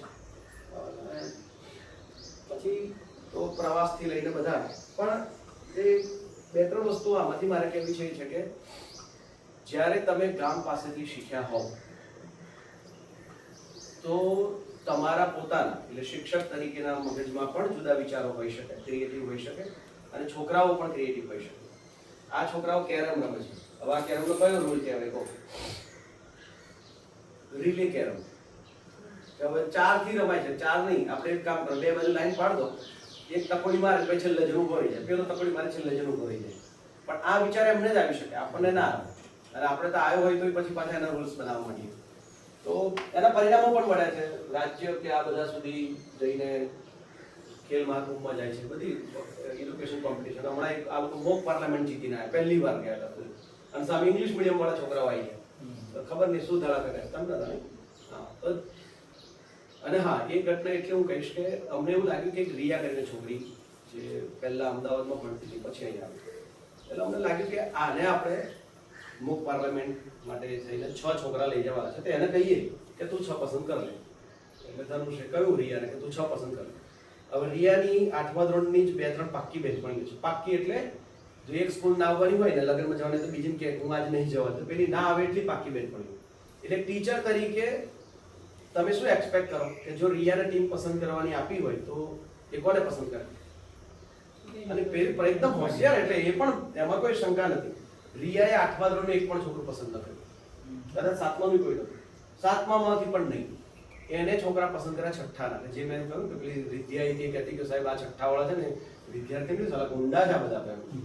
એમાંથી એને એટલે રિયાએ પહેલા સમજી કે શું કરવાનું હોય ત્યાં. તો મેં કહ્યું કે ત્યાં તમને કોઈ ટોપિક આપશે, એ ટોપિકમાં તમારે કાં તો એની તરફેણમાં કાં તો એની વિરુદ્ધમાં દલીલો કરવાની હશે. અને દલીલો જેને વધારે ધારદાર કરી હોય એ પાર્લામેન્ટ એવી જિલ્લા કક્ષાએ યોજી હતી, લોક વિજ્ઞાન કેન્દ્રએ. ઓકે, એણે બધી પસંદગી 6ઠા વાળામાંથી કરી. એક ફિરદોસ હતો, આદિત્ય હતો, કદાચ પછી હાર્દિક હતો. હવે આ શું બતાવે છે કે તમે તમારી મિત્રતા, તમારું ધોરણ, આવા કોઈ વર્તુળના બદલે કઈ જગ્યાએ કોનામાં કઈ સ્કિલ છે એના આધાર પર તમે પસંદગી કરતા હોઈએ તમે. એટલે આ છોકરાઓ કેટલા ઉપર ઉઠી ગયા, એટલે આપણે એમને સાંભળતા તેવા બહુ વખાણ નહીં કરે, પણ આપણે બધા મોટેરાઓ કેટલા નિમ્ન છીએ એમના સ્તરે જઈને જોઈએ તો કે મને આમની જોડે થોડાક દાડા ખાઈ જાય ને તો હું જમવા પણ રોજ આમની જોડે જ બેસું. આમ થાળી લઈને જાઉં ને તો હું મોઢું કે ક્યાં બેઠો છું, ત્યાં જઈને બેસું. એના બદલે રિયા આ બધાથી ઉપર ઉઠીને એણે એવી ટીમ પસંદ કરી, ત્યાં જીતી ના. તો એ મને એવું લાગે છે કે એ સૌથી અગત્યનું. પાર્લામેન્ટ જીતવી એ બહુ અગત્યની નથી, પણ રિયાએ એવા પ્રકારની ટીમ પસંદ કરી. ઇવન હમણાં એક ગ્રામોત્સવના એક ડાન્સમાં મેં જોયું કે ફિરદોસ સાઈડમાં છે, ખરેખર એ સેન્ટરમાં હતો, પણ જરા ગોરો છે એટલે પેલા કાળા ચશ્મા પહેર્યા હતો, અમને એવું છે કે પણ એ સાઈડ થઈ ગયું કે ભાઈ હું અહીંયા નહીં રહેતો, અહીંયા વ્યોમ છે વધારે સારું કરે છે તો એને સેન્ટર રાખો. આ ક્યાંથી આવે છે? તો એ લોકો જે સતત એમની જોડે જોડે જીવે છે એમાંથી આવે છે. અને એના કારણે સોસાયટી સાથે કનેક્ટ થવું મજેદાર છે. આ થઈ શકે જે જગ્યા પર હજુ છોકરાઓ ઘેર જઈને કશું વાંચતા લખતા ના હોય અને એવું લાગતું હોય તો થઈ શકે. શાંતિલાલે કહ્યું હતું કે આવા શબ્દો ને એવું હોય એ પાટિયા પર લખી કાઢે, એટલે જૂના પાટિયા હોય એની પર, અને પછી આપી દેવા એટલે લઈ જાય ઘેર. હવે શું થાય કે તમે ઘેર આવડું મોટું પાટિયું લઈને નીકળ્યા હોય, ફળિયામાં કોક જોવે એટલે શું કે એટલે શું લાવ્યો? સાહેબે વસવાનું વાલ્યું છે કે થાય વોચ. એટલે ઘેર જતા પહેલા 2 જણાએ તો વંચાઈ કાઢ્યું હોય, કારણ કે આવડું મોટું પેલું કાગળી વાળી દફતરમાં ગાળ દેવા, આમાં હું કરે શું? હવે ઘેર લઈ જઈને મૂકવું ક્યાં? દફતરમાં તો રખાશે ને, એટલે ઘેર કાઢ્યું. એટલે મમ્મી પહેલા પૂછે શું લાવ્યા? સાહેબે વાંચવાનું વાલ્યું છે કે તો વોચ. એટલે હવે એ વાંચવાનું થાય. પછી પપ્પા ઘેર આવ્યા એટલે કે આ શું લાવ્યા પાટિયું? કે સાહેબ બીજું તો બોલાય એમ છે નહીં, કે સાહેબે વાંચવાનું વાલ્યું છે કે તો વાંચ. આટલેથી કથા પતે નહીં. બીજે દાડે લઈને આવવાનું છે પાછું. એટલે એ વખતે ફળિયામાં જુદા લોકો બેઠેલા હોય, કલા હું લઈને જાઉં છું કે આ તો સાહેબે વાંચવાનું આવે છે, તો આવડી ગયું લાઈ વાંચ. એટલે અડધું ગામ તમને આ પાટિયું લાવવા લઈ જવા પંચાવડાઈ જાય. એટલે નાનકડી ટેકનિક છે, પણ એટલે બે રીતે, છોકરાઓ માટે પણ અને ગામના જે વ્યક્તિ હોય એમના માટે પણ, કે આ ફલાણા છોરાના બરાબર વાંચતા આવડે નહીં આવડતું, આવો પરિચય પણ થાય. આવા નાના નાના પ્રયોગો કર્યા પછી અમને સારું અમૂલ સાથે રેડી, મતલબ સારું કરવા માટે થઈને એવોર્ડ છે થઈ ગયા છે. વેકેશનમાં છોકરાઓને શું કરાવડાવવાથી લઈને એ લોકોને હા અચ્છા આપણે આવી ગયું છે ને, સરસ. ધારો કે લાઇટ નહોતું તો આવી સ્થિતિ છે ગામમાં, એ લોકો એમ ઘણીવાર ઉકળાટ, માહિતી ન હોવાનો ઉકળાટ હોય. એમ બધે ગામનું ગ્રુપ છે, લખાઈ ગયું જો આ સ્થિતિ છે એટલે લાઇટ આવતા આવી વાર લાગશે, તો પછી જેનો ઉકળાટ કરવો હોય તો કરવાનો છે. પણ જેને આપણે કહીએ ને ઇન્ફોર્મ્ડ ડેમોક્રેસી, તમને ખબર હોય કે તમારી સાથે શું થઈ રહ્યું છે, તો એ સૌથી વધારે સારી નિશાની છે. એટલે એવું પણ આવી જાય. ઇવન આ કાલે આજે પહેલા મેસેજ કરી દીધો કે ભાઈ આવી રીતે આવશે, અને આવો પ્લાન લખ્યો, પછી ફેરફાર થયો કે ભાઈ હવે કેવી રીતે ઊંઘશે, ગામમાં આટલો ઘોંઘાટ થતો હશે ને, તો દરેક આ ફળિયામાં બાજુના ફળિયામાં બી ઊંઘ ના આવે. એટલે ફેરફાર થયો કે ભાઈ આટલું કર્યું છે, બાકીનો કાર્યક્રમ યથાવત છે. અને કહી દીધું ભાઈ આ ચાંદલા છે આટલા લેતા આવજો. એક બીજું એવું છે કે અમારા બધાની સોશિયલ મીડિયા પર એક જ સરનેમ છે, અને એ છે નવાનંદ. એટલે સોશિયલ મીડિયા પર અલબત્ત હવે અમે જે જન્મી ગયા છીએ અને જે અમારા સરકારી ચોપડે જે લખાયેલી છે એ અમે બદલી શકવાના નથી. પણ ઇવન દાખલા તરીકે રીતેશ છે, એ ગમે ત્યાં કશું કહેવા માટે જાય તો એ એની જાતને રીતેશ નવાનંદી સર તરીકે ઓળખાવે છે. એટલે આ કંઈ ઓળખાવાનો પ્રયત્ન કરવો પડતો નથી, પણ અમને એવી ટેવ પડી ગઈ. મને તો આ બધું કરતા કરતા હમણાં મુખ્યમંત્રીએ બોલાવ્યો હતો, એટલે મને પછી બોલવો બધો, એટલે મેં સીધું કે ના ભાઈ તમારો પરિચય આપો. મેં કીધું રાકેશ નવાનંદી સર. આખા ગુજરાતનો મુખ્યમંત્રી તો આવી અટક તો મેં સાંભળી જ નહીં કે શું. અને પછી મને લાઈટ થયું કે હું રાકેશ નવાનંદી સર કહું છું ત્યારે એમના મનમાં શું અભિપ્રેત હોય. સર મારું નામ રાકેશ છે અને હું નવાનંદી સર છું, એટલે હું આવી રીતે બોલું છું. પણ એના પણ ઘણા ફરક પડતા હોય છે. આ બધા ગ્રામોત્સવની પૂર્વ તૈયારી, આ અમારી એવી ટીમ છે. કાલે વાત કરી તે પ્રમાણે કે આવી રીતે બધા જે છૂટા છવાયા રહેતા હોય એ નવાનંદી સર એનું, પછી એ બધાને ત્યાં જવાનું.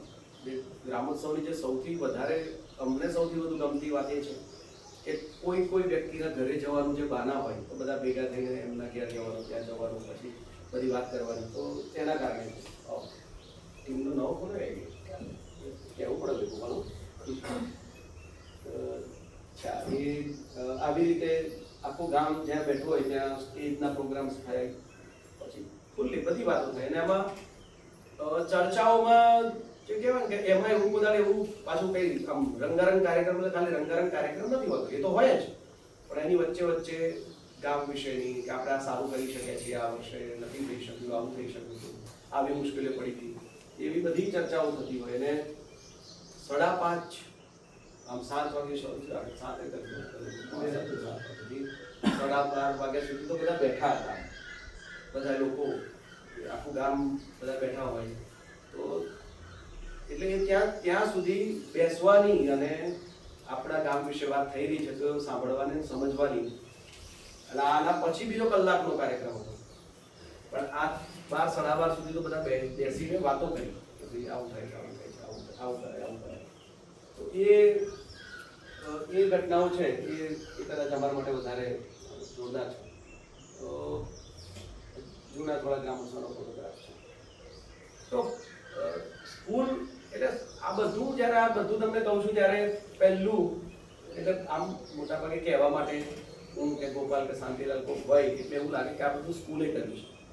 પણ સ્કૂલ છે એ એવું બની શકે કદાચ થોડું ઉદ્દીપકનું કામ કર્યું હશે, સાવ અમારી ક્રેડિટ જતી નહીં રહેવા દીધી. પણ મોટાભાગે ગામની પોતાની અંદર જે કહેવાય ને જે સારપ રહેલી હોય એ સારપના કારણે, એટલે દિવાળી પર ને અમારી પર ફોટોગ્રાફ આવે ત્યારે અમને ખબર પડે કે ગામમાં સૌથી સુંદર સજાયેલી જગ્યા એ શાળા છે. જ્યારે કોઈક સમાજને એની શાળા પર આવી શ્રદ્ધા હોય ત્યારે એ સમાજ છે એ જે આપણે ઈચ્છીએ છીએ કે હળી મળીને રહેતા શીખે, સારું અને પ્રસન્ન જીવન જીવતા શીખે. તો એને ચકાસી જોવાનું. કાલે આપણે વાત કરતા હતા કે કેવી રીતે ચકાસીશું. તો આ ચકાસણીનું છે કે સમાજ કેટલો તૈયાર થયો છે કે જેને એવું લાગે છે કે આપણા બધાના જીવનમાં અત્યારે જે પ્રસન્નતા છે એનું કારણ એ છે કે આ એક ચોક્કસ પ્રકારની એક જગ્યા છે જ્યાં આપણે બધા મળતા હતા નાના હતા ત્યારે. એ જગ્યાની જે ઉજ્જવળ કરવી એ એની પ્રાઇમરી છે. આ બધા છોકરાઓ બધા ગામમાંથી આવે, આખી સ્કૂલ સરસ રીતે સજાવી હોય. એટલે મૂળ સ્કૂલ સજાવટ અમને ખબર છે કે આ અમે જ આવ્યા છીએ, અમે જ સજાવી છે, ગામના લોકો સિવાય બીજું કોણ જોવાનું છે. પણ સજાવવા માટેનો જેમ આપણું ઘર સજાવવા માટેનો જે ઉમંગ હોય છે એમ ગામને સ્કૂલ સજાવવાનો ઉમંગ તહેવારોના દિવસોમાં થાય. કોઈ શોભાયાત્રા વગેરે નીકળતો હોય તો ગામ એક સ્કૂલને એક ઘર તરીકે જુએ છે. ભાઈ આ પણ આપણું એક અગત્યનું ઘર છે. તો એ જે છે ને એ ગામની સારપ છે. અને એ સારપ રહેવાના કારણે અહીંયાની આ સ્થળ પરની એક શ્રદ્ધા ટકેલી હોય. અને આ શ્રદ્ધા જે ટકી હોય ને એના કારણે એ રોજે રોજ એ જગ્યાને જીવતી હોય છે. આવું અમે અચ્છા આ અફઘાનિસ્તાનમાંથી આમાંથી આ બધા માણસો હતા કે આ બધાને ઘેર જઈને રોટલા શાક ને આ બધું ખાવામાં જે બધી મુશ્કેલીઓ પડી, જે મજા પડી, એક આ રવિના ઘરે જ જે રોકાયા હતા તો હું રોકાયો હતો. તો અમે બહાર સુઈ ગયા હતા. તમે એવો વિચાર કરો કે ગામની કેટલી સંવેદનાનું સ્તર આપણે બધા લોકો જેમ જેમ ભણીએ છીએ એમ કેવા બગડીએ છીએ.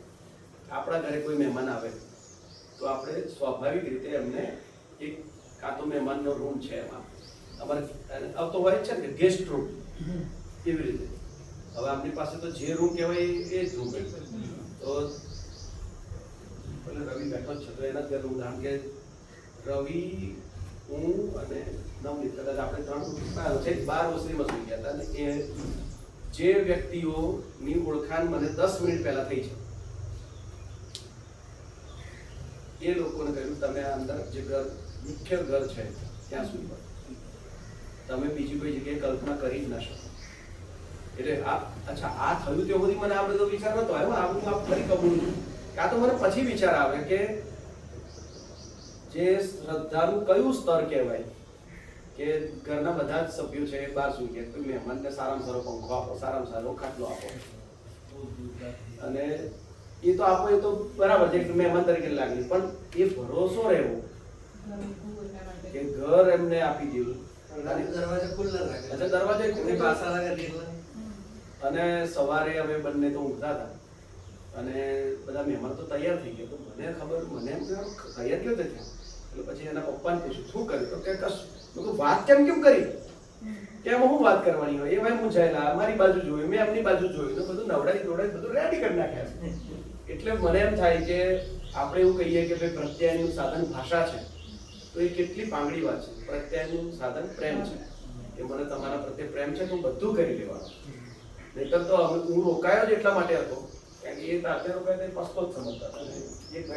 એમની જોડે એક ટીચર અથવા તો વાત કરી શકે વ્યક્તિ હતો. એટલે એ અમે ક્યાંય ઊંઘતા રહ્યા અને એના પપ્પાને તો હિન્દી કશું નથી આવડતું તો એમણે બધું બરાબર ચા બા પીવડાવીને તૈયાર કરી નાખ્યા. પછી અમે જાગ્યા. તો એ જે સારપ છે આ બધાની અંદર એ બહુ જ અગત્યની વસ્તુ છે. અને બહુ ક્રેડિટ ના લઈએ તો મને એવું લાગે છે કે એક થોડીક ક્રેડિટ જગ્યા તરીકેની લઈ શકાય કે નાના નાના સમૂહને રવિ અહીંયા ભણ્યો છે એને જે તે વખતે જે અનુભવ થયો છે એ અનુભવ લઈને આજે એ જીવે છે. એટલે હું એક જગ્યાએથી અજવાળામાંથી એક કોડિયું પ્રગટાઈ લીધું. એ કોડિયું લઈને હું કોઈ જગ્યાએ જાઉં છું ત્યાં હું અજવાળું જ આપી શકવાનો છું, અંધારું આપી શકીશ નહીં કારણ કે હું પ્રગટી ગયેલો છું. એમ જે અહીંયાથી જે મળેલી બાળકોને મળેલી જે પ્રસન્નતા છે એ લોકો એમના ઘરમાં પ્રગટાવે છે. એ ઘરમાં પ્રગટે છે, પછી એ ફળિયું બને છે, ફળિયાથી ગામ બને છે. તો એ મને એવું લાગે કે એ સૌથી અગત્યની વસ્તુ છે. તમે બાળકોને શું અનુભવમાંથી પસાર કરો છો અને જે અત્યારે જે કોવાઈ ગયું છે અને જે આપણે કાપવું પડે તો કાપવું પડે એ છે કે ભણાવવાના નામે તમે કોઈને દુઃખદ અનુભવો ના આપો. દુઃખદ અને પીડાદાયક એટલે કહું છું કે હું એવું જરાય નથી કહેવા માંગતો કે ભાઈ એમને લડો વડો નહીં, પણ શરત શું છે કે તમે એમને જે કહી શકો એ તમને કહી શકવા જોઈએ. ધારો કે હું એવું કહું કે ધનુષ આમ ન બેસાય, તેનો અર્થ શું થયો કે ધનુષ પણ મને કહેશે કે તમારાથી પણ આમ ન બેસાય. આપણે કેવું હોય છે, હું તો તને કહું તું તો નાનો છું, અને આ માનસિકતામાં છોકરાઓને આપણે એટલા બધા ઘુસાડ્યા છે, અને પછી એનાથી જે આપણે બધી પરેશાનીઓ, એ બધા બીજ આપણે આ અત્યારે બધા કોઈકને જે લડીને વળીને નાનકડી સોટીથી કે ઝાપોટથી જે આપણે આપ્યું છે એ મિસાઇલ બનીને આપણી પર પાછું આવી રહ્યું છે. કારણ કે તો એવું આવશે જ, કારણ કે લિયા હે તો ચુકાના તો પડેગા, અને વ્યાજ સહિત આપશે. સમાજને આવી પ્રસન્નતાથી તરબતર રાખવો એ જ એક ઉપાય છે. એક નાનકડી યુટ્યુબ લિંક છે પણ પછી જોઈએ આપણે. પણ એનાથી થયું એવું કે જુદી જુદી જગ્યાએથી લોકો, અચ્છા પછી અમે તો તમારા માટે તો બેવડો ફાયદો થવા માંડ્યો. બધાને એવું લાગ્યું કે ભાઈ હા આ લોકો કંઈક સારું એમ કે આખું સ્કૂલનું સંચાલન છે છોકરાઓ કરે, કેવી રીતે કરે? એટલે સ્કૂલ સંચાલન લિટરલી નો અર્થ એ થાય કે સરકારી પરિપત્રમાં જે કહ્યું છે તો એમાંથી કેટલું કરવું કેટલું ના કરવું એ લોકો ડિસાઈડ કરે. અને આમ જો કે શાળાઓ માટે આમ તો સૌથી વધારે આચાર્ય માટે તો સૌથી સારી સ્થિતિ એ જ છે. બાકી બીજા બધા આચાર્ય તો કેવું હોય કે જો તમે એમ તો વક્તૃત્વ સ્પર્ધા કરવાની છે, તમે એવું કહો ને કે તમે બેન વક્તૃત્વ કરાવી એટલે તરત જ ભડકે, ગઈ વખતે મેં કરાવી, આ વખતે મારે કરાવવાની, એટલે કે ના પણ તમે સારી કરાવો, કે તો કોઈ ગુનો છે એના બધા એ અમારે ડિસાઈડ કરવાનું રહ્યું નથી. એ આ લોકો ડિસાઈડ કરી લે કે ભાઈ સ્પર્ધાના નિર્ણાયક કોણ હશે. ઇવન આ વખતની તો વાર્તા સ્પર્ધાના નિર્ણાયક એ લોકો છોકરાઓ હતા. ભાઈ બધા ગ્રુપમાંથી એક રહો, પછી એ વાર્તા બોલે, બધાને માર્કિંગ, પછી સરેરાશ કરો. ટીચર્સ કોણ હતા? 2 હતા 3 હતા શિક્ષકો. તો એવી રીતે પણ એ ડિસિઝન જે છે એ લોકો કરે. 2-3 રીતે આ વાતને જોઈ શકાય એવી છે. એક તો જ્યારે તમારે આવા કામ કરવાના આવે ત્યારે ખરેખર શીખો છો. અને આપણા બંધારણમાં જે કહ્યું હતું કે આપણે એ વાક્ય બહુ ફેમસ છે, ઇન્ડિયા દેટ ઇઝ ભારત, કે આ ભારત છે. એટલે ભારત કોઈ ભૌગોલિક જગ્યાનું નામ તો છે નહીં. તો એટલે ભારત કોને કહેવાનું? તો એમાં આખી વ્યાખ્યા રાવકરની નીતિમાં એ વ્યાખ્યા સીધી લીધી કે ભાઈ જે જગ્યાના નાગરિકો રહેતા હોય, નાગરિક મતલબ નગરમાં રહેનારા નાગરિક, એ લોકો ક્રિટિકલ થિંકિંગ કરી શકે, ક્રિએટિવ થિંકિંગ કરી શકે, પ્રોબ્લેમ સોલ્વિંગ કરી શકે, ફ્લેક્સિબલ હોય, એનામાં લવચિકતા હોય, બરડ હું તો આમ એટલે આમ જ એવા ના હોય, બહુલતાવાદી હોય, એકાંગી ના હોય કે ભાઈ મને તો આ જ ફાવે, મને આ ના ફાવે, મને તો આવું હોય તો જ ગમે, આવું જ ભાવે, આવું ન ભાવે. સમાવેશન હોય, કોઈકને છોડીને ચાલવાની વૃત્તિના બદલે જેટલાને વધારે જોડી શકાય એવી વૃત્તિઓ ધરાવતા હોય એ ભારત છે. આ આપણું બંધારણે કહ્યું, નીતિએ સ્વીકારી. અને કઈ નીતિ સ્વીકારી? તો શિક્ષણ નીતિ. શું કામ સ્વીકાર્યું? તો કે જો ઔપચારિક શિક્ષણ છે અત્યારે ભારતમાં જે એક્ઝિસ્ટિંગ છે એ શું કામ છે? તેનું મુખ્ય કારણ એ છે કે આપણું બંધારણ કહે છે કે આવા નાગરિકો જોઈએ છે. એટલે બાકીનું બધું તો એ સ્ટેટમેન્ટ માટે બન્યું છે. નીતિમાં જે વાક્ય કહેવાયું કે ભાઈ વિવેચનાત્મક ચિંતન કરવું જોઈએ, પ્રોબ્લેમ સોલ્વિંગ કરવું જોઈએ, સમાવેશન કરી શકતો હોવો જોઈએ, ક્ષમતા, આવું કરવા માટેનું શિક્ષણ કરવું. હવે એવું તો કંઈ સીધું તો થાય નહીં, એ વખાઈ ડરથી થાય નહીં. તો એના પરથી એ લોકોએ નક્કી કર્યું કે કેટલાક ગોલ્સ નક્કી કરવાનું, અને એ તો ગ્લોબલ ગોલ્સ પણ છે. અને એકદમ છે કે તો લોકશાહી યુક્ત એની વિચારસરણી હોય, પછી આર્થિક સદ્ધરતા હોય, હેલ્થનો પણ એક ગોલ છે આમાં, અને થિંકિંગ ઓટોનોમી એટલે વૈચારિક સ્વાયત્તાનો પણ એક ગોલ છે કે ભાઈ આવા 5 ગોલ છે. જો આ 5 ગોલ આપણે મેળવી લઈએ, પહોંચી જઈએ, તો બંધારણમાં કયો છે એવો સમાજ બની જાય. હવે એમ્સ પરથી પછી પાછા એમ કહ્યું કે ભાઈ આવું તો નહીં, એકદમ તો થોડું થાય. તો પછી બધા વિષયો, એમાં ક્ષમતાઓ, લર્નિંગ આઉટકમ, એવું બધું પછી ડિઝાઇન કર્યું. પણ આપણે બધાની સાથે થાય છે એવું કે જ્યારે આપણે અત્યારે એકદમ નાનો સમૂહ છે, આ બધી વાતો બરાબર સમજી રહ્યા છીએ કે જે સ્વરૂપમાં છે, આપણે જ્યારે સ્કેલ અપ કરવા જઈશું, મોટા સમૂહમાં જઈશું, તો આ બધાના અર્થો બદલાઈ જશે. પેલી વાર્તા જેવું થશે કે બકરી બાંધવાની, પેલા મંદિરના બાઈને બકરી બાંધવાની, તો કે હજુ શું કામ બાંધવાનું?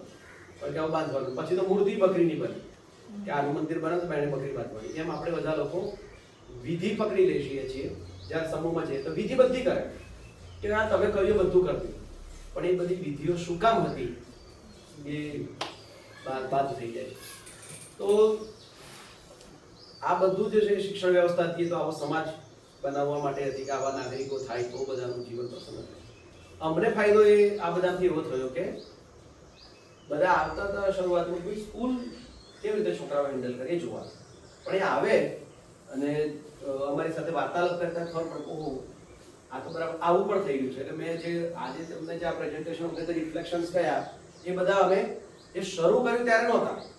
અહીંયાથી અમે પણ દાવો ના કરી શકીએ કે અમે જ્યારે શરૂ કર્યું ત્યારે અમારા મનમાં આવો ખ્યાલ હતો કે આવું કરશું તો આવું થશે, એવા ખ્યાલ ઉપર અમારી દાવેદારી છે જ નહીં. અમે તો માત્ર જેમ સૂચતું ગયું અને જેમ કોઈ મુશ્કેલી આવી છોકરાએ શું આવું કરીએ તો હા તો એવું કરો, એમ કરતા કરતા અમારા મનમાં આવું આવ્યું. બસ પછી તો બધા છેક પ્રધાનમંત્રીથી લઈને ગુજરાતના બધા છાપાઓ ને આ બધું બધા લોકોએ નોંધ લીધી. નોંધ લેવાનો ફાયદો એ થયો કે અમારે થોડા વર્ચ્યુઅલી મિત્રો વધ્યા, અને જ્યારે તમારું આવું વર્તુળ વધે છે ત્યારે તમારી વિચારસરણીને એ લોકો માંચતા રહે.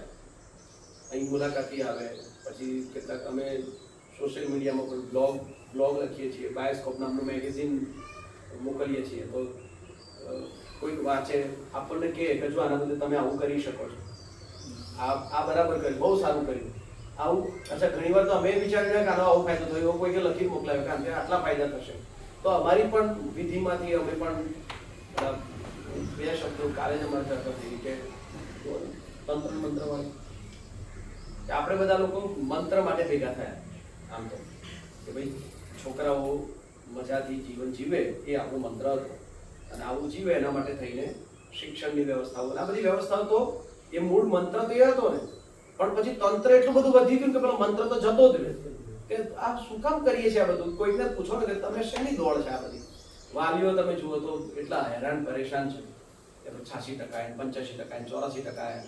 બરાબર છે, તમારું એક વ્યવસ્થાના ભાગરૂપે જે થઈ ગયું તમે હવે એ નકારી નહીં શકવાના, પણ મૂળ મંત્ર શું હતો તો એ ખબર નહીં. એટલે આપણે એક એવી દોડમાં દોડી રહ્યા છીએ કે એમાં જો વચ્ચે કોઈ ઊભો રાખીને પૂછે કે કેમ દોડો છો તો ખબર નહીં. બસ એ અને ખબર નહીં બાજુ અરે એકવાર મેં મારું રિફ્લેક્શન કર્યું કે હું કાર લઈને આવું છું, મારી મોટા ભાગે 60 જે ટોપ ગિયર પડે એટલી કાર હોય મારી, તો સાંકડી પટ્ટીમાં મારી પાછળ કોઈ કે હોર્ન મારી મને, તો 10 મિનિટ પછી મને ખબર પડી કે મારી કાર 80 પર જાય છે. મને વિચારે કે હું શું કામ સ્પીડ કરું છું ત્યાં. પણ એટલે હવે જો આપણી અવેરનેસ આટલી બધી હોવા છતાંય આપણે ક્યારેય હવે થઈ ગયા કે પેલા કશું, અને એનો વાંક નતો, એની ઝડપ વધારે છે અને મને હોર્ન મારે ઠીક તો મારે શું કરવું જોઈએ, જગ્યા જોઈને સાઈડ આપી દેવાની. તો વળી હું 80 પર જવા માટે મને થોડીક વાર પછી રિફ્લેક્શન થયું હું શું કામ દોડું છું. પણ આવું થઈ શકે છે કારણ કે તો આપણે બધા લોકો આવી રીતે તમારા જેવા મળે છે તો મને તો થાય છે, બીજા કેટલા તો નહીં થતું હોય ને, અને મને એમાં ક્યાં સુધી પહોંચી જતા હશો. પણ આવું બધું થવાથી ઘણા લોકો મળ્યા, અનિલ ગુપ્તા સર ને બધા લોકોએ અમને ખાસા પ્રોત્સાહિત કર્યા કે તમે હજુ બાળકો સાથે આવા નાના મોટા કામ કરી શકો છો.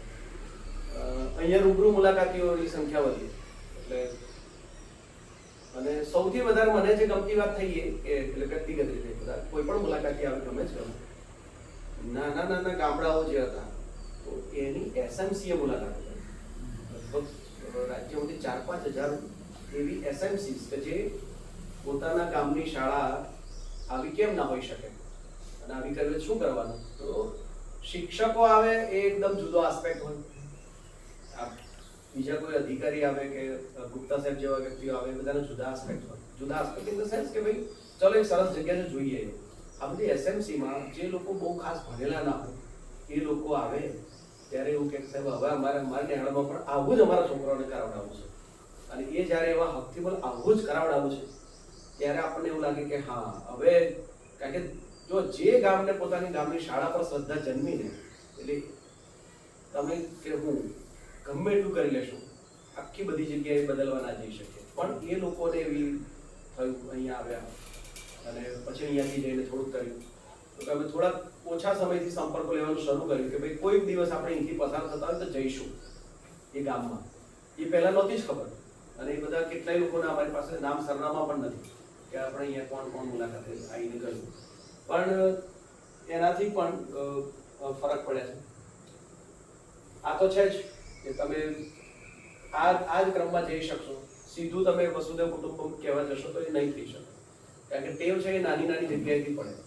જો તમને એવું લાગતું કે શાળામાં પ્રસન્ન રહી શકાય છે તો એ લોકો જ સમાજનો પ્રસન્નતા આપશે, અને એથી જ પછી રાષ્ટ્રમાં આવશે, અને બધા રાષ્ટ્રોમાં આવશે તો વિશ્વમાં આવશે.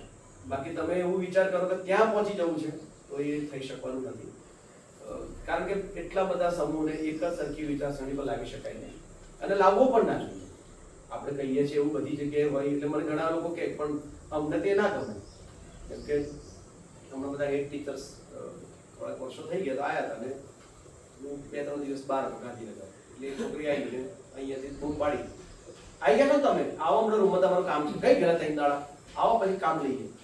એ તો જતી રહી, પણ આ લોકો હક્કા પક્કા, એમના મનમાં તો આચાર્ય, સ્કૂલનો પ્રિન્સિપાલ એ જુદો કોન્સેપ્ટ હોય ને, એટલે કે આવું કે તો ના ચાલે. મને થોડીક વાર સમજવામાં વાર લાગી કે શું કીધું આને, એવું તો ના ચાલે. એવું નહીં, તમે પ્રિન્સિપાલ છો, તમને આવી રીતે બોલે એ તો સારું ના કહેવાય. મેં તો સૌથી સારામાં સારી ભાષા પૂછીને ગયા તો તમે કીધું, નહીં તો તુંય કઈ જાત. એટલે ઘણી વાર આપણે, એટલે એ તો ઘણા તું કહેવાવાળા છોકરા છે. એ તમારા હમણાં દિશા છે તો એને હું ગણિત ભણાવતો હતો, એટલે વધારે દાખલા આપું ને એટલે કે લે ગણિતના પતી ગયા, સ્વાધ્યાયને પતી ગયા, નવા રાકલાના દાખલા, એટલે એને તમ જ ઊભી કરે રાકલાના દાખલા. એટલે દરેક વખતે પૂછે કે રાકલાના દાખલા હાલવાના છે. પછી તો હું ભણાવવાનું બંધ કરી તોય જે બીજી ટીચર ગણિતની નેહા કરીને આવી તો એને પૂછે તારા રાકલાના દાખલા હાલવાના છે. એટલે પહેલી પણ નવી આવી હતી એ હદ આવી થઈ ગઈ, સાહેબ વિશે આવું બોલાય. મેં કહા તું નવી આવી તો તું સાહેબ ગણું છું, બાકી અહીં કોઈ સાહેબ નથી. પણ બધા લોકો આવું અંદર ગ્રહણ કરી શકતા નથી, અને પછી કોઈક ને કોઈક રીતે છોકરાઓને તોડી નાખે. હવે તોડી નાખે એટલે છોકરાઓને ખબર પડે કે આપણા બધાનું પણ કોઈક સ્થાન છે, અને આપણા બધાના સંબંધો જે બગડ્યા છે જેટલા પણ, એનું કારણ છે કે આપણા સંબંધોના નામ છે. એટલે હું તો મજાકમાં પતિ પત્નીના સંબંધો આપું છું બધાને, ખાલી કે તમારું બે વ્યક્તિ તરીકેનો સંબંધ કેટલો બ્યુટીફુલ હોય છે. તમારા સંબંધની અંદર મુશ્કેલીઓ શરૂ ક્યારથી થાય? જ્યારે લેબલ ચોટે, આ પતિ છે અને આ પત્ની છે. હવે કેમ થયું એવું? તો કે જ્યારે તમે કશાકનું નામ પાડો છો ત્યારે એ નામ એના જૂના બધા સંસ્કારો લઈને આવે છે. આપણે હું આ તમને બધાને કહું કે ગબ્બર સિંહ, હવે આ તો નામ છે. જો એ કોઈ સારા સેવાભાવી માણસનું નામ હોત તો તમારા મનમાં ગબ્બરસિંહના આધાર પર એવી અનુભૂતિ જન્મી હોત. હું ગબ્બરસિંહ કહું છું ત્યારે તમારા મનમાં જુદો આવે, કારણ કે એ સંસ્કાર છે, નામનો સંસ્કાર છે. એમ સંબંધોના જે નામ પડ્યા, અને સંબંધોના નામે આપણી જેટલી દશા વધારે બગાડી છે એટલી બીજા કોઈ નહીં બગાડી. એટલે તમે નામ પાડ્યું કે ભાઈ આ પ્રિન્સિપાલ છે, આ ગણિતનો શિક્ષક છે, એટલે એ બિચારો ગણિતનો શિક્ષક સૌથી સારો હોય, પ્રેમાળ હોય, પણ એ ગણિતનો શિક્ષક છે. એટલે એની જોડે જ એ નામની જોડે સંસ્કાર આવી ગયા છે કે ઓલો આ તો ગણિતના ટાઈમ, આ તો ગણિતના સાહેબ છે. એ જે મુશ્કેલી પડે છે, તો એ મુશ્કેલીઓનો એકમાત્ર ઉપાય એ છે કે તમે બધા માણસની જેમ મળો. પણ આપણે મળી શકતા જ નથી. આપણે દરેક વખતે લેબલ જોઈએ છે. તમે સાવ વાતચીત કરવા માટે નામ પૂછો ત્યાં સુધી વાંધો નથી, પણ પછી પાછું શું હોદ્દો આ તે બધું પૂછો એટલે તમે જેવા હોદ્દાઓ પર ને એવા સંબંધોના નામ પર જાઓ છો, એ નામના સંસ્કારને તમે છોડી શકતા નથી, ગમે તેવો પ્રયત્ન કરો. એને હું સમજાવવા માટે એવું કહું છું કે આપણે શું કરી શકીએ, એક સંસ્થા તરીકે શું કરી શકીએ. એટલે હું કહું કે પિક્ચર છે રાવડી રાઠોડ, ચિંતાતા ચિતાતા વાળું. એમાં બે જણા પેલા ચોરી કરવા જાય છે, અક્ષય કુમાર ને એનો સાથ, કોઈક લગ્નમાં ચોરી કરવા જાય. એટલે ચોરી કરવા જતા હોય ત્યારે એમને એટલે મૂવીમાં એવું બતાવ્યું છે કે એમને પેલા સોનાના ઘરેણા ઉડતા આવતા હોય, પેલો હાર ઉડતો એટલે આપણે બધા રાવડી રાખો છીએ એ કેસમાં કે જેમ એ શું કામ આવતો હતો કે ભાઈ દાગીના પર એની નજર હતી. એમાં આપણે આપણી જે સંસ્થાઓ છે એમાં આ મારો ગણિતનો શિક્ષક આવ્યો, આ મારો ભાષાનો શિક્ષક આવ્યો, આ મારો ટોપર આવ્યો, આ મારું 10